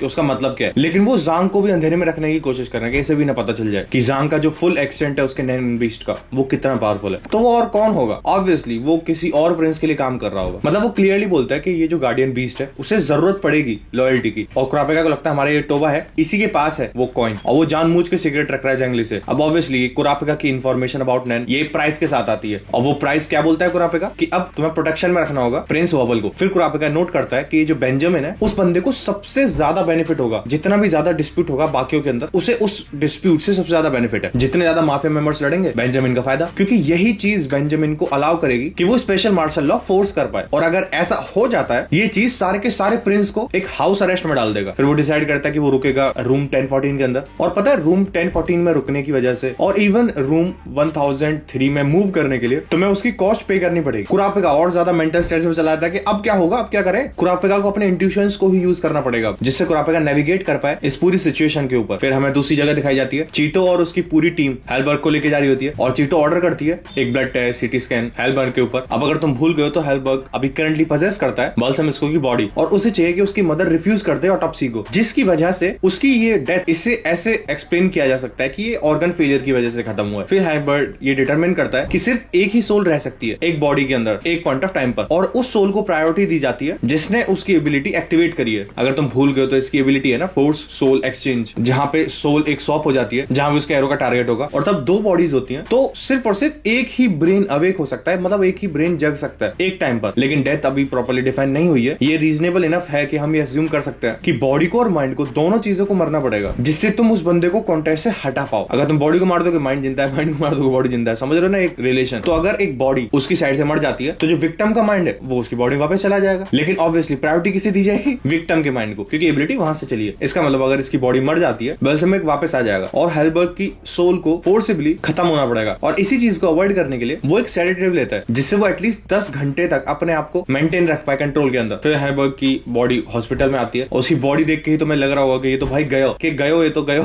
फिर हम देखते हैं स्ट्राइडनिक को, वो बंदा अब एंटर कर सकता है स्टेट ऑफ जेसु सिर्फ और सिर्फ 3.5 सेकंड के अंदर। जेल्को को समझ में नहीं आ रहा होता कि इतना ज्यादा प्रोग्रेस कर कैसे रहा है, और हमारे फोर्थ प्रिंस का ऑरा और भी ज्यादा बढ़ता जा रहा है नॉन स्टॉप। फिर हमें बताया जाता है सेकंड ट्रेनिंग सेशन कल होगा, लेकिन अब इस बार प्रिंस कमिला के गार्ड वहां पे प्रेजेंट होने चाहिए, जिसपे कुरापेगा सोचने लगता है कि लो एक और नई फसाद की जड़ आ चुकी है। फिर कुरापेगा इंस्ट्रक्शंस देता है शिमानो को कि वो क्लोजली वॉच ओवर रखे प्रिंस पे और क्वीन पे। फिर हेलबर्ग की बॉडी ट्रेजिकली फेड अवे हो जाती है। हेलबर्ग वो बताता है बेंजामिन को 9th प्रिंस के फाइनल विशेष के बारे में। फिर एक अनाउंसमेंट होती है कि हेलबर्ग मर चुका है। फिर नोबुनागा बोलता है फिटान को और फिंक्स को कि शायद उन्हें अपनी पूरी पावर यूज करनी पड़ेगी हेली फैमिली को लुढ़काने के लिए। फिर दोस्तों जिसका इतने सदियों से इंतजार हो रहा था वो हमें दिखाया जाता है हिसोका। वो भाई साहब मस्त अपने गेम ऑफ कार्ड्स खेल रहे हैं एक पोकर टेबल पे, और जैसे वो कसीनो में घूम रहा होता है हिसोका बोलता है कि ये चींटियां ये ग्रुप ऑफ एबिलिटीज मेरे को टर्न ऑफ कर रही हैं। वो एक नॉर्मल पर्सन है इन दी एंड, और हमें पता है हिसोका के बारे में, वो 1-on-1 फाइट ही चाहता है, क्योंकि हिसोका के नजरिए से उस तरीके से मतलब 1-on-1 फाइट से तुम एक दूसरे को प्यार कर सकते हो टिल डेथ। हाँ हिसोका है तो ऐसी ही बातें सुनने को मिलेंगी तुम्हें। फिर जो फेक हिसोका होता है वो देखता है रियल हिसोका को जो मस्त कसीनो में आराम से घूम रहा है। फिर हमें फ्लैशबैक दिखाया जाता है जिसमें क्रोलो इंस्ट्रक्ट करता है कि हमारा बोनो ट्रांसफॉर्म हो जाए हिसोका के अंदर, क्योंकि अगर ऐसा वाइल्ड गाइड बाहर रहेगा माफिया के सामने तो जो हमारा स्पाइडर्स ग्रुप है ये फुली डेडिकेट कर सकता है उसे पकड़ने के लिए। फिर बोनो रश करता है, साइड में ही बाथरूम में घुसता है वो, फिर वो ट्रांसफॉर्म हो जाता है आउल के अंदर, और उसका ये जो ट्रांसफॉर्मेशन है मेटामॉर्फोसिस ये उसे ना अलाउ करता है कि वो बंदा ट्रांसफॉर्म कर सके किसी भी बंदे के अंदर, लेकिन वो बंदा वो होना चाहिए जिससे इसने बात करी कभी इन पर्सन। और जितना ज्यादा टाइम इसने उस बंदे के साथ स्पेंड किया होगा उतना ज्यादा ही ये बंदा इस ट्रांसफॉर्म स्टेट में रह सकता है। और लिंच को पता चल जाता है कि ये कोई रियल हिसोका था नहीं, तो ऑब्वियसली बोनो को उसे मारना ही पड़ेगा। फिर हमें इनका फ्लैशबैक दिखाया जाता है कि बोनो ने नॉकआउट कर दिया था जैकरो को अनकॉन्शियस, और उसके जैसा ट्रांसफॉर्म हो गया था वो। फिर उसके बाद वो बंदा एक ऐसी फॉर्म ले लेता है एक ऐसी वुमेन की जो उसने जस्ट अभी मारा है, और उसने किसे मारा है? लिंच को। ऑब्वियसली वो लिंच की तरीके से अपनी बॉडी को ट्रांसफॉर्म कर लेता है। फिर जैकरो को थिएटर में जाने देता है वो, और ना वो सोच रहा होता है कि फिंक्स का ग्रुप हिसोका को पहले ही पकड़ लेगा, मतलब क्रोलो से पहले। अब क्रोलो क्यों है यहाँ पे? अगर तुम भूल गए हो तो क्रोलो यहाँ पे इसलिए घूम रहा है उस ट्रेजर के लिए जो उसे एक ऐसी एबिलिटी देगा जो हिसोका को जान से मार सकता है, क्योंकि तुम्हें याद हो तब इनकी बैटल हुई थी, क्रोलो ने जान से ही मार दिया था हिसोका को, मरने के बाद जिंदा हुआ है, पता हो याद हो गई। तो क्रोलो वही ट्रेजर ढूंढ रहा होता है। अब बोनो को पता है कि क्रोलो ने क्यों नंबर 9 स्पॉट को ओपन रखा था, और वो ये सोच रहा होता है कि अब शायद ये सारी चीजें खत्म हो जाएंगी फाइनली। अब यहाँ मैं ये सोच रहा हूँ कि इसका मतलब क्या था, क्या सोच रहा है ये। फिर कैनी विंग्स बोलता है हेली से उस बंदे ने इंस्टॉल किया एक नए बॉस को, जिसे सुन के नोबुनागा सोचने लगता है क्या सही में हेली है इस शिप के अंदर। अब ऑब्वियसली विंग्स को पता है मोरेना के बारे में, लेकिन उसे अभी करंटली नहीं पता कि वो है किस चीज के पीछे, उसे चाहिए क्या। फिर नोबुनागा नोट करता है कि इनका ये जो स्ट्रक्चर है ना, ये बहुत ज्यादा सिमिलर है, सेम एज स्पाइडर्स। और नोबुनागा ये भी सोचता है कि वो ये अटेम्प्ट कर रहे हैं कि वो सब कुछ डिस्ट्रॉय कर देंगे, और इसी तरीके से वो ना ह्यूमन सैक्रिफाइसेस को यूज कर रहे हैं, जिससे वो इतनी ज्यादा ऑब्टेन कर पा रहे हैं सुपरनेचुरल पावर्स। ऑब्वियसली इतनी सारी पावर्स आ कहां से रही हैं उनके अंदर। फिर तो जायो बोलता है कि शायद ये हेली की तरह दिख रहे हैं, लेकिन ये लोग अलग हैं। जो नॉर्मल जो काकेन माफिया है ये उसके जैसे नहीं है, और चार और जियो फुली कोऑपरेट करेंगे। मेरी तुमसे सिर्फ और सिर्फ यही डिमांड है कि तुम क्रश कर दो हेली को। और फिर कैनी विंग सोचने लगता है कि शायद स्पाइडर्स मोरेना को भी ढूंढ लेंगे जल्दी, और ये चीजें एक्सेलरेट कर देंगी जो स्केड्यूल उसने अपने दिमाग में सोचा उस चीज को। फिर ये बंदा बोलता है कि शायद इन लोगों को यूज करना होगा जोकर कार्ड। जोकर कार्ड, अच्छा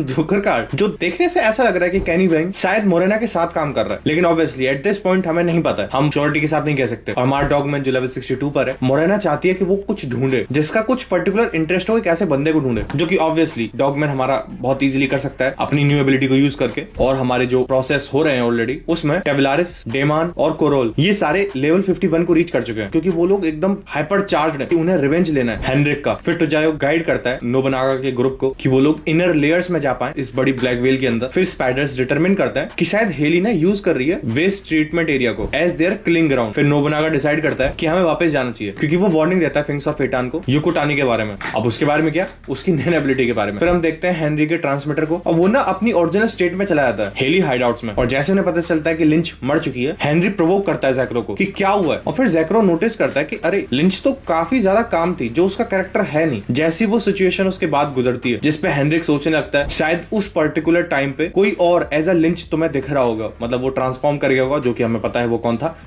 यही हेनरिक सोचने लगता है कि शायद वो कोई और होगा। फिर जैक्रो बोलता है कि लिंच ने उसे उठाया था, और वो बोलता है कि वो क्लियरली हिशोका था। फिर हेनरिक सोचने लगता है कि क्या मतलब हिशोका लिंच बनने की कोशिश कर रहा था, हिशोका एज अ लिंच ट्रांसफॉर्म हो रखा था, और शायद जैक्रो को उसने जिंदा छोड़ दिया, जिससे ये लोग पूरा भटक जाएं इस पूरे रास्ते से, इन्हें समझ में नहीं आएगा क्या हो रहा है। लेकिन ये भी तो पॉसिबल है कि वो फेक हिशोका हो, लेकिन अगर कोई भी केस हो उन्हें अवेंज करनी ही होगी लिंच की डेथ किसी भी हालत में। फिर फ्यूनरल प्रोसेशन हो रहा होता है हाइनबर्ग का। फिर हमारा क्रोलो कॉन्जर करता है एक सेलफोन उसकी स्किल हंटर को यूज करके, और इस सेलफोन से तुम एक आइडियल पार्टनर ढूंढ सकते हो अपना। अभी ऑब्वियसली ऐसे काम नहीं करता जैसा तुम इंटेंडेड हो, और क्रोलो सोचने लगता है कि शायद मुझे टियर 1 में जाना चाहिए और वहां यूज करूंगा मैं इसे। अब ऑब्वियसली क्रोलो कोई पागल इंसान नहीं है, उसे पता है कि यहाँ पे सक्सेशन कॉन्टेस्ट चल रहा है, और क्रोलो को यह भी पता है कि काकेन की 3 सीक्रेट ट्रेजर्स हैं। फिर हमें बताए जाते हैं वो 3 सीक्रेट ट्रेजर। सबसे पहला सीडर्न, जो कि एक रिचुअल वेस है जिसे यूज किया जाता है सक्सेशन बैटल पार्टिसिपेंट्स के द्वारा। और दूसरा ट्रेजर लोटस एंकराइट, हाँ वो डिवाइन मम्मी जो ओवरसी करती है पूरे सक्सेशन कॉन्टेस्ट को, अच्छा क्या हो रहा है। और तीसरा है सॉर्ड ऑफ गुड ओमेन, जो कि एक सॉर्ड होती है जो नेक्स्ट किंग को दी जाती है। और ये ट्रेजर्स अगर टियर 3 में हो, टियर 4 में हो, टियर 5 में हो, उनका वहां उस पोजीशन पे होना कोई सेंस नहीं बनाता है। कि हम सबको पता है कि 3 ट्रेजर्स कितने ज्यादा इंपॉर्टेंट है काकेन एम्पायर के लिए, तो उन्हें गार्ड भी उसी हिसाब से किया जाता है, उन्हें किंग से भी ज्यादा सिक्योरिटी दी जाती है। और क्रोलो को स्टील करना पड़ेगा आइटम, जिससे वो इवॉल्व कर पाए स्किल हंटर को, जिससे फाइनली दी एंड कर पाएगा हिसोका का। और हिसोका जो ये बात बोलता है भाई साहब कि इवन दो अगर हिसोका उसे पहले मार देता है, मतलब अगर हिसोका क्रोलो को मार देता है, तब तक क्रोलो उन ट्रेजर्स तक पहुंचता है, उससे कुछ फर्क नहीं पड़ेगा, क्योंकि स्पाइडर्स आगे हमेशा रहेंगे, स्पाइडर्स विल लिव ऑन। और यही एक चीज है जो क्रोलो के लिए सबसे ज्यादा इंपॉर्टेंट है। और तब वो पूरी सेरेमनी हो रही होती है अल्बर्ट की। फिर क्रोलो को पता चलता है कि जिस बंदे को वो ढूंढ रहा है वो उसके रेंज में, लेकिन अब उसे पता चलता है कि अब वो लोग ऊपर हैं, ऊपर मतलब हायर टीयर्स में। और वही हमारा पूरा फ्यूनरल सेरेमनी हो रही है, और हमें बताया जाता है कि अब डे 12 है और 1 PM हो रहा है ब्लैक वेल पर। श्रेडनिक के सोल्जर्स गैदर करते हैं 3rd टीयर में, जिससे वो डिस्कस कर पाए बोरन की एब्सेंस को, क्योंकि वो गायब हो रखा है ना। और वो कंसिडर कर रहे होते हैं कि शायद ये भी तो पॉसिबिलिटी हो सकती है कि शायद उसे अपडेट कर लिया गया हो। और एक बंदा स्पेकुलेट करता है कि शायद ये काम हेली ऑर्गेनाइजेशन ने किया होगा। फिर दूसरी जगह सीन कट होता है और बॉक्सन उठती है ऑब्वियसली हेली ऑर्गेनाइजेशन में, और उसके सामने ही है मोरेना।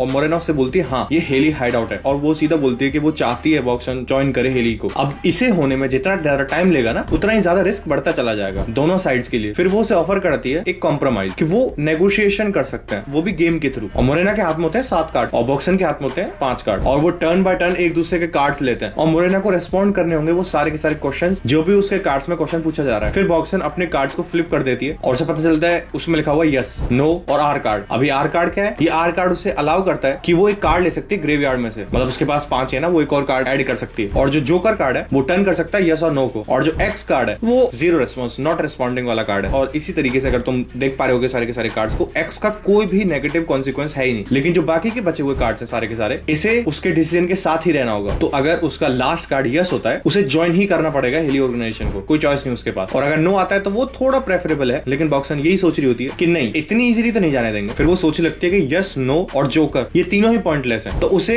एक्स कार्ड ही चाहिए या फिर आर कार्ड। फिर मोरेना एक्सप्लेन करती है अपने कार्ड्स को। एक है एम कार्ड जिसमें मोरेना अपना गोल बताएगी, और एक है पावर कार्ड जिससे मोरेना अपनी पावर्स को एक्सप्लेन करेगी। फिर क्वेश्चन ए कार्ड जिससे बॉक्सन जितने भी क्वेश्चंस पूछना चाहती है वो सारे के सारे क्वेश्चंस पूछ सकती है, लेकिन उन क्वेश्चंस का रेस्पॉन्स या तो यस होगा या फिर नो। और क्यूबी कार्ड जो बॉक्सन को अलाउ करेगा, जिसमें वो बंदी पूछ सकती है मोरेना से मोर डिटेल्स के बारे में जो क्यूए आंसर्स उसने दिए थे, लेकिन इस पूरे सिनेरियो में वो सिर्फ और सिर्फ एक ही आंसर को डिटेल में एक्सप्लेन कर सकती है। इसका मतलब वो यस नो वाले क्वेश्चंस तो बहुत सारे पूछ सकती है, लेकिन उसका डिटेल एक्सप्लेनेशन एक ही का पूछ सकती है। ये नहीं है कि सबका ही डिटेल एक्सप्लेनेशन पूछ लिया। फिर बॉक्सन पूछती है मोरेना से कि क्या वो चीट करेगी किसी मोमेंट पे इस गेम के अंदर। फिर मोरेना एक्सप्लेन करती है कैसा मेथड जिसमें एक बंदा थोड़ा आउटलाइन कर सकता है डिसीजन को, लेकिन फिर रीअश्योर करती है वो बॉक्सन को कि वो चीट नहीं करेगी इस गेम के दौरान। फिर जो डील कार्ड है वो अलाउ करेगा बॉक्सन को, जिससे बॉक्सन एक कार्ड मोरेना के ग्रेवयार्ड से ले सकती है, लेकिन ऐसा करने के लिए उसे मोरेना की एक रिक्वेस्ट फुलफिल करनी होगी। लेकिन बॉक्सन की एक कंडीशन होती है इस गेम को खेलने की कि एटलीस्ट वो अपने खुद के जो फेस डाउन कार्ड्स हैं उनमें से पिक कर सकती है, जिसमें मोरेना एग्री करती है हाँ ठीक है। और इसके पूरी इंफॉर्मेशन के साथ गेम स्टार्ट होता है। भाई सोचो एक नॉर्मल ताश का गेम हंटर हंटर में किस लेवल क्या ले गए हैं भाई।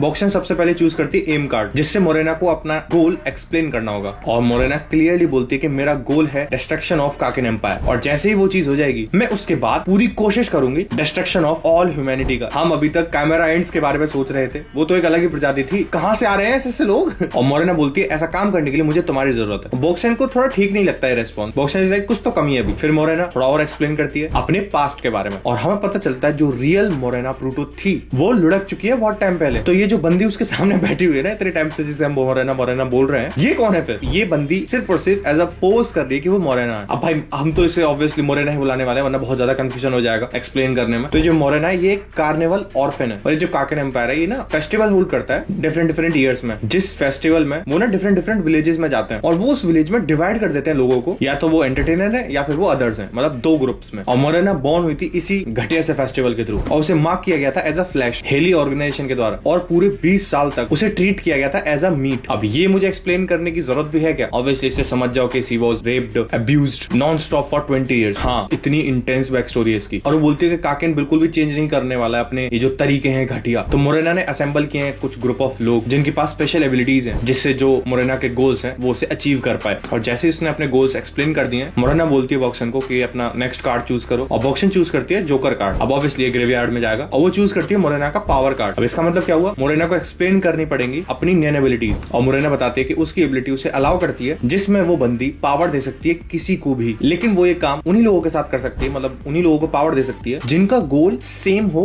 जो मोरेना का है। मतलब बेसिकली सेम गोल होगा तो ये उन्हें पावर्स दे सकती है। वो एक तरीके से पेरेंट है जिसके एट दिस पॉइंट 22 चिल्ड्रन है। इसका मतलब उसने 22 लोगों को पावर्स दे रखी हैं, और जैसे जैसे उसके चिल्ड्रन, जैसे जैसे उसके बच्चे पॉइंट्स को एक्यूमुलेट करते हैं, वो और भी ज्यादा पावरफुल होते जाते हैं। पावर गिविंग एबिलिटी, युवा की याद आ रही है तुम्हें? और जैसे जैसे मोरेना बोलती जा रही है, बॉक्सन अपने बारे में सोचने लगती है, उसकी अपब्रिंगिंग कैसी थी काकेन में, और कैसे बॉक्सन को भी नहीं चाहिए थी ये सारी चीजें। मतलब अभी एट दिस पॉइंट ये बंदी भी एम्पथाइज कर रही है मोरेना को लेकर, लेकिन वो कभी भी नहीं चाहेगी मर्डर एज एन ऑप्शन। फिर मोरेना बोलती है बॉक्सन से कि तुम ना एक स्पेशलिस्ट टाइप हो, और मेरा एक बंदा है जो कि ना इनहेंसर है, और उसने इनहेंस करी अपनी स्मेल एबिलिटी। वही हमारा डॉगमैन, उसी ने पता किया ये सब। और वो बोलती है उन्होंने काफी सारे स्पेशलिस्ट को आइडेंटिफाई किया इस ब्लैक व्हेल के ऊपर। तो जितना ज्यादा टाइम तक ये गेम चलता रहेगा तो ऑब्वियसली वो किसी और को भी ढूंढ सकते हैं जो उनके इंटरेस्ट के साथ अलाइन कर जाएगा। तो ऑब्वियसली यही चीज ये इतनी ज्यादा डेंजरस है बॉक्सन के लिए, जितना ज्यादा लंबा गेम चलता रहेगा, क्योंकि फिर बॉक्सन की नीड ही नहीं होगी ना, लोग वो किसी और को ढूंढ लेंगे जो स्पेशलिस्ट हो। फिर मोरेना बोलते हैं कि स्पेशलिस्ट सीख सकता है किसी भी टाइप ऑफ नैन को, जिससे वो लोग ना हाइब्रिड एबिलिटीज बना सकते हैं। फिर गेम फिर से स्टार्ट होता है, और बॉक्सन सेलेक्ट करती है यस कार्ड, और उसे वो ग्रेवयार्ड में भेज देती है। अब ये देखने में तो ऐसा लग रहा है कि बॉक्सन ज्वाइन नहीं करेगी उन्हें, क्योंकि यस कार्ड तो अब टेबल से जा चुका है ना, उसने जोकर के बाद उससे हटा दिया। फिर मोरेना बोलती है कि एक डिफरेंस है नो में और एक्स में। नो एक फॉर्मल डिक्लेरेशन है कि वो डिक्लेयर कर रही है कि वो हेली को ज्वाइन नहीं कर सकती, और ऑब्वियसली अभी इतनी सारी बातों में वो उनके सारे सीक्रेट्स जान चुकी है, तो हेली ऑर्गेनाइजेशन को इसे मारना ही होगा फिर। और जो एक्स है वो इस पूरे गेम को वॉइड कर देगा, मतलब ये बंदी यहाँ से बिल्कुल फ्रीली जा सकती है। लेकिन ये जो एक्स कार्ड है ये कुछ ज्यादा डेट्रीमेंटल नहीं लग रहा है तुम्हें हेलीज को लेकर। अब ये जो रिस्ट्रिक्शन है यही एक ऐसा रिस्ट्रिक्शन है जो मोरेना की पावर्स को और भी ज्यादा इंक्रीज करता है, और यही सेम तरीका है अगर जो बंदा ज्वाइन भी करना चाहता है तो उससे भी इसकी पावर और ज्यादा बढ़ रही है। जो रिस्क करते हैं अपनी लाइफ इस गेम में, जो अफेक्ट होता है मोरेना की एबिलिटीज का, उतना ही ज्यादा स्ट्रॉन्ग होता है। फिर बॉक्सन सेलेक्ट करती है नेक्स्ट एक्स कार्ड, मतलब नो कार्ड, जो कि नो नहीं बोलना चाहिए, वो एक तरीके से डेथ कार्ड है, उसे सेलेक्ट करते मारे जाओगे तुम। और जो रिटर्न कार्ड है वही टेबल पे बचे हुए हैं अभी। और तभी एक साथ एक इमरजेंसी अनाउंसमेंट होती है, और वो अनाउंसमेंट क्या होती है गौर से सुनो, मार्शल लॉ डिक्लेयर हो चुका है। भाई ये बहुत ज्यादा ज्यादा इंटेंस चीज है, और उस मैसेज को दोबारा रिपीट किया जाता है। फिर स्ट्रिक्ट इंस्ट्रक्शंस दिए जाते हैं सारे के सारे टीयर्स पर, और सारे के सारे रॉयल सोल्जर्स को वो राइट मिल चुका है अब कि वो किसी को भी शूट कर सकते हैं जिसको लेकर वो सस्पिशियस है, बिना किसी वार्निंग के। ये है मार्शल लॉ। फिर बॉक्सन सोचने लगती है शायद वो लोग टियर 3 के ऊपर है, क्योंकि अगर ये लोग लोअर टियर्स में होते तो ये अनाउंसमेंट सुनाई नहीं देती। तो ऑब्वियसली अब ये बॉक्सन के बेस्ट इंटरेस्ट में रहेगा अगर रॉयल आर्मी अभी आ जाती है और न्यूट्रलाइज कर देती है पूरी हेली ऑर्गेनाइजेशन को। लेकिन रॉयल आर्मी ये भी तो अज्यूम कर सकती है ना कि बॉक्सन उनके साथ है, मतलब हेलीज के साथ मिल चुकी है अब तक। फिर डील कार्ड को चूज किया जाता है, जिसका मतलब बॉक्सन रिटर्न कर सकती है एक कार्ड को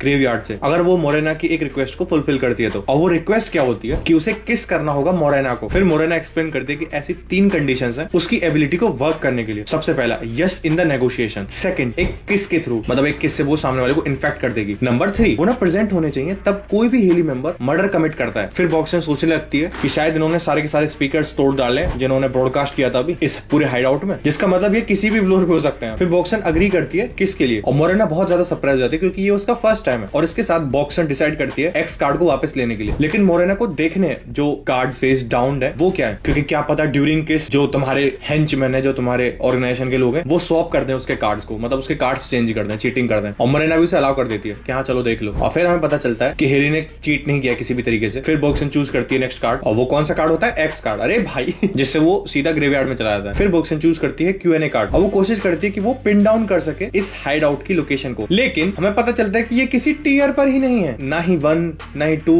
3, 4, 5 किसी पे नहीं है ये। फिर बॉक्सन फील करती है वाइब्रेशंस, और उसे लगता है कि ये शायद टियर 2 और 3 के बीच में होगा। इसका मतलब मोरेना ने इस एरिया को पहले से ही प्लान करके रखा था, तब ब्लैक व्हेल बनाई जा रही थी। सोचो कंस्ट्रक्शन टाइम पे। और ना टोटल 5 एंट्रेंसेस हैं जिससे तुम हाइड आउट में पहुंच सकते हो, और टोटल कितने 21 मेंबर्स। फिर बॉक्सन सोचने लगती है कि क्या कोई भी तरीका है जिससे मोरेना अपने गोल को चेंज कर सकती है। लेकिन मोरेना को उसकी बात सुनकर कुछ भी फर्क नहीं पड़ता है, और बोलती है नहीं, मैं तो डिस्ट्रॉय ही करूंगी सारी चीजों को, आई डिस्ट्रॉय ईच एंड एवरीथिंग। और अब बस 2 कार्ड्स बचे हैं गेम में। फिर बॉक्सन स्लाइड करती है एक कार्ड जो उसे नहीं चाहिए, वो मोरेना की तरफ देती है उस कार्ड को, और एक अपने पास रखती है जो उसे चाहिए। फिर वो ना फ्लिप करते हैं अपने कार्ड्स को सेम टाइम पर, और गुड चांस की वजह से बॉक्सन के पास आता है रिटर्न कार्ड। इसका मतलब ये कोई भी कार्ड ले सकती है अपने ग्रेवयार्ड में से और अपने हाथ में वापस ले सकती है। फिर मोरेना कांग्रेचुलेट करती है उसकी जॉब पर, क्या भाई क्या बढ़िया तक कार्ड्स खेले तुमने। और फिर बॉक्सन अपोलोजाइज करती है कि मैंने क्रश कर दिया आर कार्ड को एक्साइटमेंट में। और मोरेना के सरप्राइज में बॉक्सन यूज करती है आर कार्ड को जिससे वो रिटर्न करे यस कार्ड उसके हाथ में। इसका मतलब क्या हुआ, वो चाहती है कि वो हेली ऑर्गेनाइजेशन ज्वाइन करे। अब बॉक्सन देखने में तो एकदम ओके लग रही है, लेकिन अंदर ही अंदर वो ये सोच रही होती है कि वो ये नहीं चाहती है करना। और मोरेना थोड़ी डिसअपॉइंट होती है कि बॉक्सन ने चीट किया, क्योंकि बॉक्सन ने ना मार्क कर दिया था रिटर्न कार्ड को पहले ही। अब ऑब्वियसली ये गेम पार्ट है मोरेना की एबिलिटी का, एक मैनिपुलेटिव एस्पेक्ट किक इन हो गया था उसके अंदर, जिससे बॉक्सन सिर्फ और सिर्फ यस ही चूज कर सकती थी अगर वो चीट करती है। मतलब ये जो गेम खेल रहे थे इसका ये एक प्लॉट ट्विस्ट था कि अगर ये चीट करती है तो इस पे ये कंडीशन लागू हो जाएगी, या तो वो यस को चूज करेगी या फिर वो नो चूज किया मर गए, या तो सिर्फ तो बचा क्या यस, तो उसने यस चूज किया। तो अभी एट दिस पॉइंट या तो ज्वाइन कर लो या मर जाओ। फिर बॉक्सन कंफर्म करती है कि मैं ज्वाइन करूंगी हेली ऑर्गेनाइजेशन को, और बाकी हेली मेंबर्स के सारे लोग ताली बजा रहे होते हैं। और मोरेना बोलती है तब तक तुम जिंदा हो और हमारी तरफ हो, हम तुम्हारे पीछे नहीं आने वाले, और जो भी लोग तुम्हें पसंद है या फिर तुम्हारे डियर है। और मोरेना बोलती है मेरी जो एबिलिटी है वो है एक तरीके से कंटेजन, एक गेम मैप की तरह, वो ना इंस्टॉल हो जाती है तुम्हारे अंदर अपने आप, और तुम्हारे पूरे प्ले डेटा को कंट्रोल करती है मोरेना। और इसी वजह से मोरेना को हमेशा पता रहेगा तुम्हारे लेवल के बारे में, तुम्हारे पॉइंट्स कितने हैं एट दिस पॉइंट, तुम्हारी एग्जैक्ट लोकेशन क्या है और तुम्हारा स्टेटस क्या है। और बॉक्सन एकदम फ्री है, वो कुछ भी कर सकती है। हाँ, लेकिन अगर वो इनकी कुछ भी यूज में नहीं रहती है तो वो इसे मार देंगे। ऑब्वियसली किलिंग उनका पार्ट ऑफ गोल है ही है, मारना उन्हें सब कुछ है, उन्हें सब कुछ वो उनके में ना ये नहीं है कि हम अपनी ऑर्गेनाइजेशन को छोड़ के सबको मार देंगे, उनके गोल में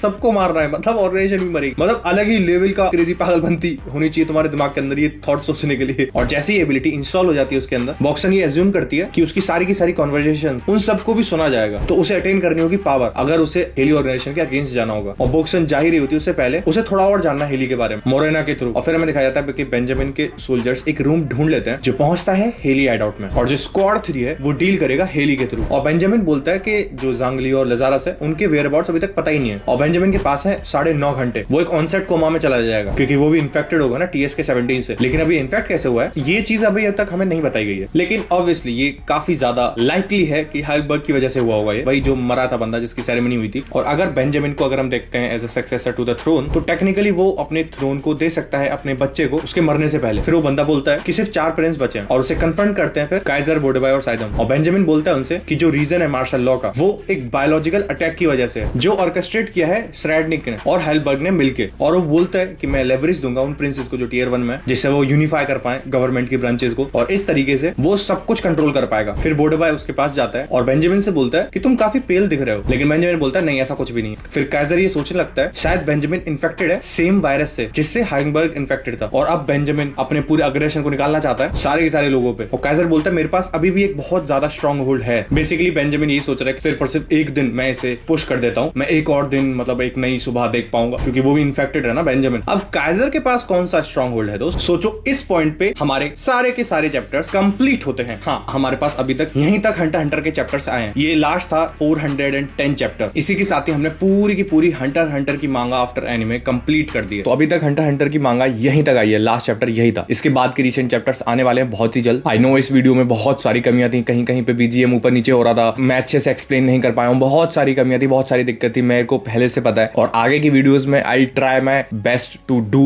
बेटर। और जो वन पंच मैन फैंस है मैं बता दूं, अब कोई ब्रेक नहीं लगेगा। ये हंटर हंटर का इसलिए लगा था क्योंकि काफी सारे लोगों ने बोला था कि हंटर हंटर की वीडियो डालो, हंटर हंटर की वीडियो डालो, तो ये मैं डाल रहा हूं। इसके बाद कोई ब्रेक नहीं है अनटिल और अनलेस कोई कुछ और रिक्वेस्ट हो जाती है या फिर कुछ और हम वीडियो बनाते हैं। अब हम स्ट्रेट अप वन पंच मैन की मांगा एक्सप्लेन करने वाले हैं। और बहुत सारे लोग बोल रहे थे कि बहुत ज्यादा टाइम लगेगा, 2-3 महीने लगेंगे अगर डेली वीडियोस डालोगे तो, जो कि सही बात नहीं है। अगर मैं डेली लॉन्ग वीडियोस डालूंगा ना, और जिस स्पीड से जिस पेस के साथ मैं एक्सप्लेन कर रहा हूं, उसमें ज्यादा चैप्टर है नहीं। वन पंच मैन के मैं ऑलरेडी 70 समथिंग चैप्टर्स एक्सप्लेन कर चुका हूं अपनी वीडियोस के अंदर, तो ज्यादा चैप्टर उसमें बचे ही नहीं है। आफ्टर एनीमे मार्च के मिड तक, मतलब 15 से 20 मार्च तक वन पंच मैन खत्म हो जाएगा अगर हम इसी स्पीड से चलते रहेंगे तो। और उसके बाद हम कागुराबाची करेंगे। इनफैक्ट कागुराबाची इस समय ज्यादा बड़ा है वन पंच मैन की मांगा से, क्योंकि मैं काफी ज्यादा कवर कर चुका हूं। जो बची है वन पंच मैन की मांगा और जो कागुराबाची की मांगा बची है, उस कंपैरिजन के हिसाब से कागुराबाची में तो 100 चैप्टर से भी ज्यादा है। वन पंच मैन में मुश्किल से 70 चैप्टर के आसपास बचे हैं। तो जल्दी से वन पंच मैन खत्म करते हैं, फिर कागुराबाची, उसके बाद देखते हैं कि कौन सी मांगा या फिर मानवा एक्सप्लेन करेंगे। ऑब्वियसली तब ये मांगा खत्म होगी वन पंच मैन की, तभी पूछूंगा। कागुराबाची खत्म होगी, मैं आराम से पूछूंगा। जो हाईएस्ट कमेंट होगा, जिसकी लोग ज्यादा डिमांड करेंगे, मैं वही डालूंगा। और ऐसे ही अब हम कवर करने वाले हैं, लाइक एक स्टार्ट करेंगे, उसे पूरा कंप्लीट करके हटेंगे। क्योंकि बहुत सारे लोगों ने ये बोली थी बात कि भाई ना फ्लो टूट जाता है, हाइप वो बनी नहीं रहती, क्योंकि अगर तुम हफ्ते में एक वीडियो डाल रहे हो उसकी और दूसरी वीडियो किसी और की आ रही, तीसरी वीडियो किसी और की आ रही, तो वो फ्लो नहीं बन पाता। हम चाहते हैं आप डेली एक ही मांगा या फिर मानवा की वीडियो डालो, तो अब ऐसा ही करने वाला हूँ। खैर मिलते हैं कल वन पंच मैन की वीडियो के अंदर। तब तक के लिए stay healthy, be happy. Gym नहीं जा रहे हो जिम जाओ, डू सम वर्कआउट। जय हिंद।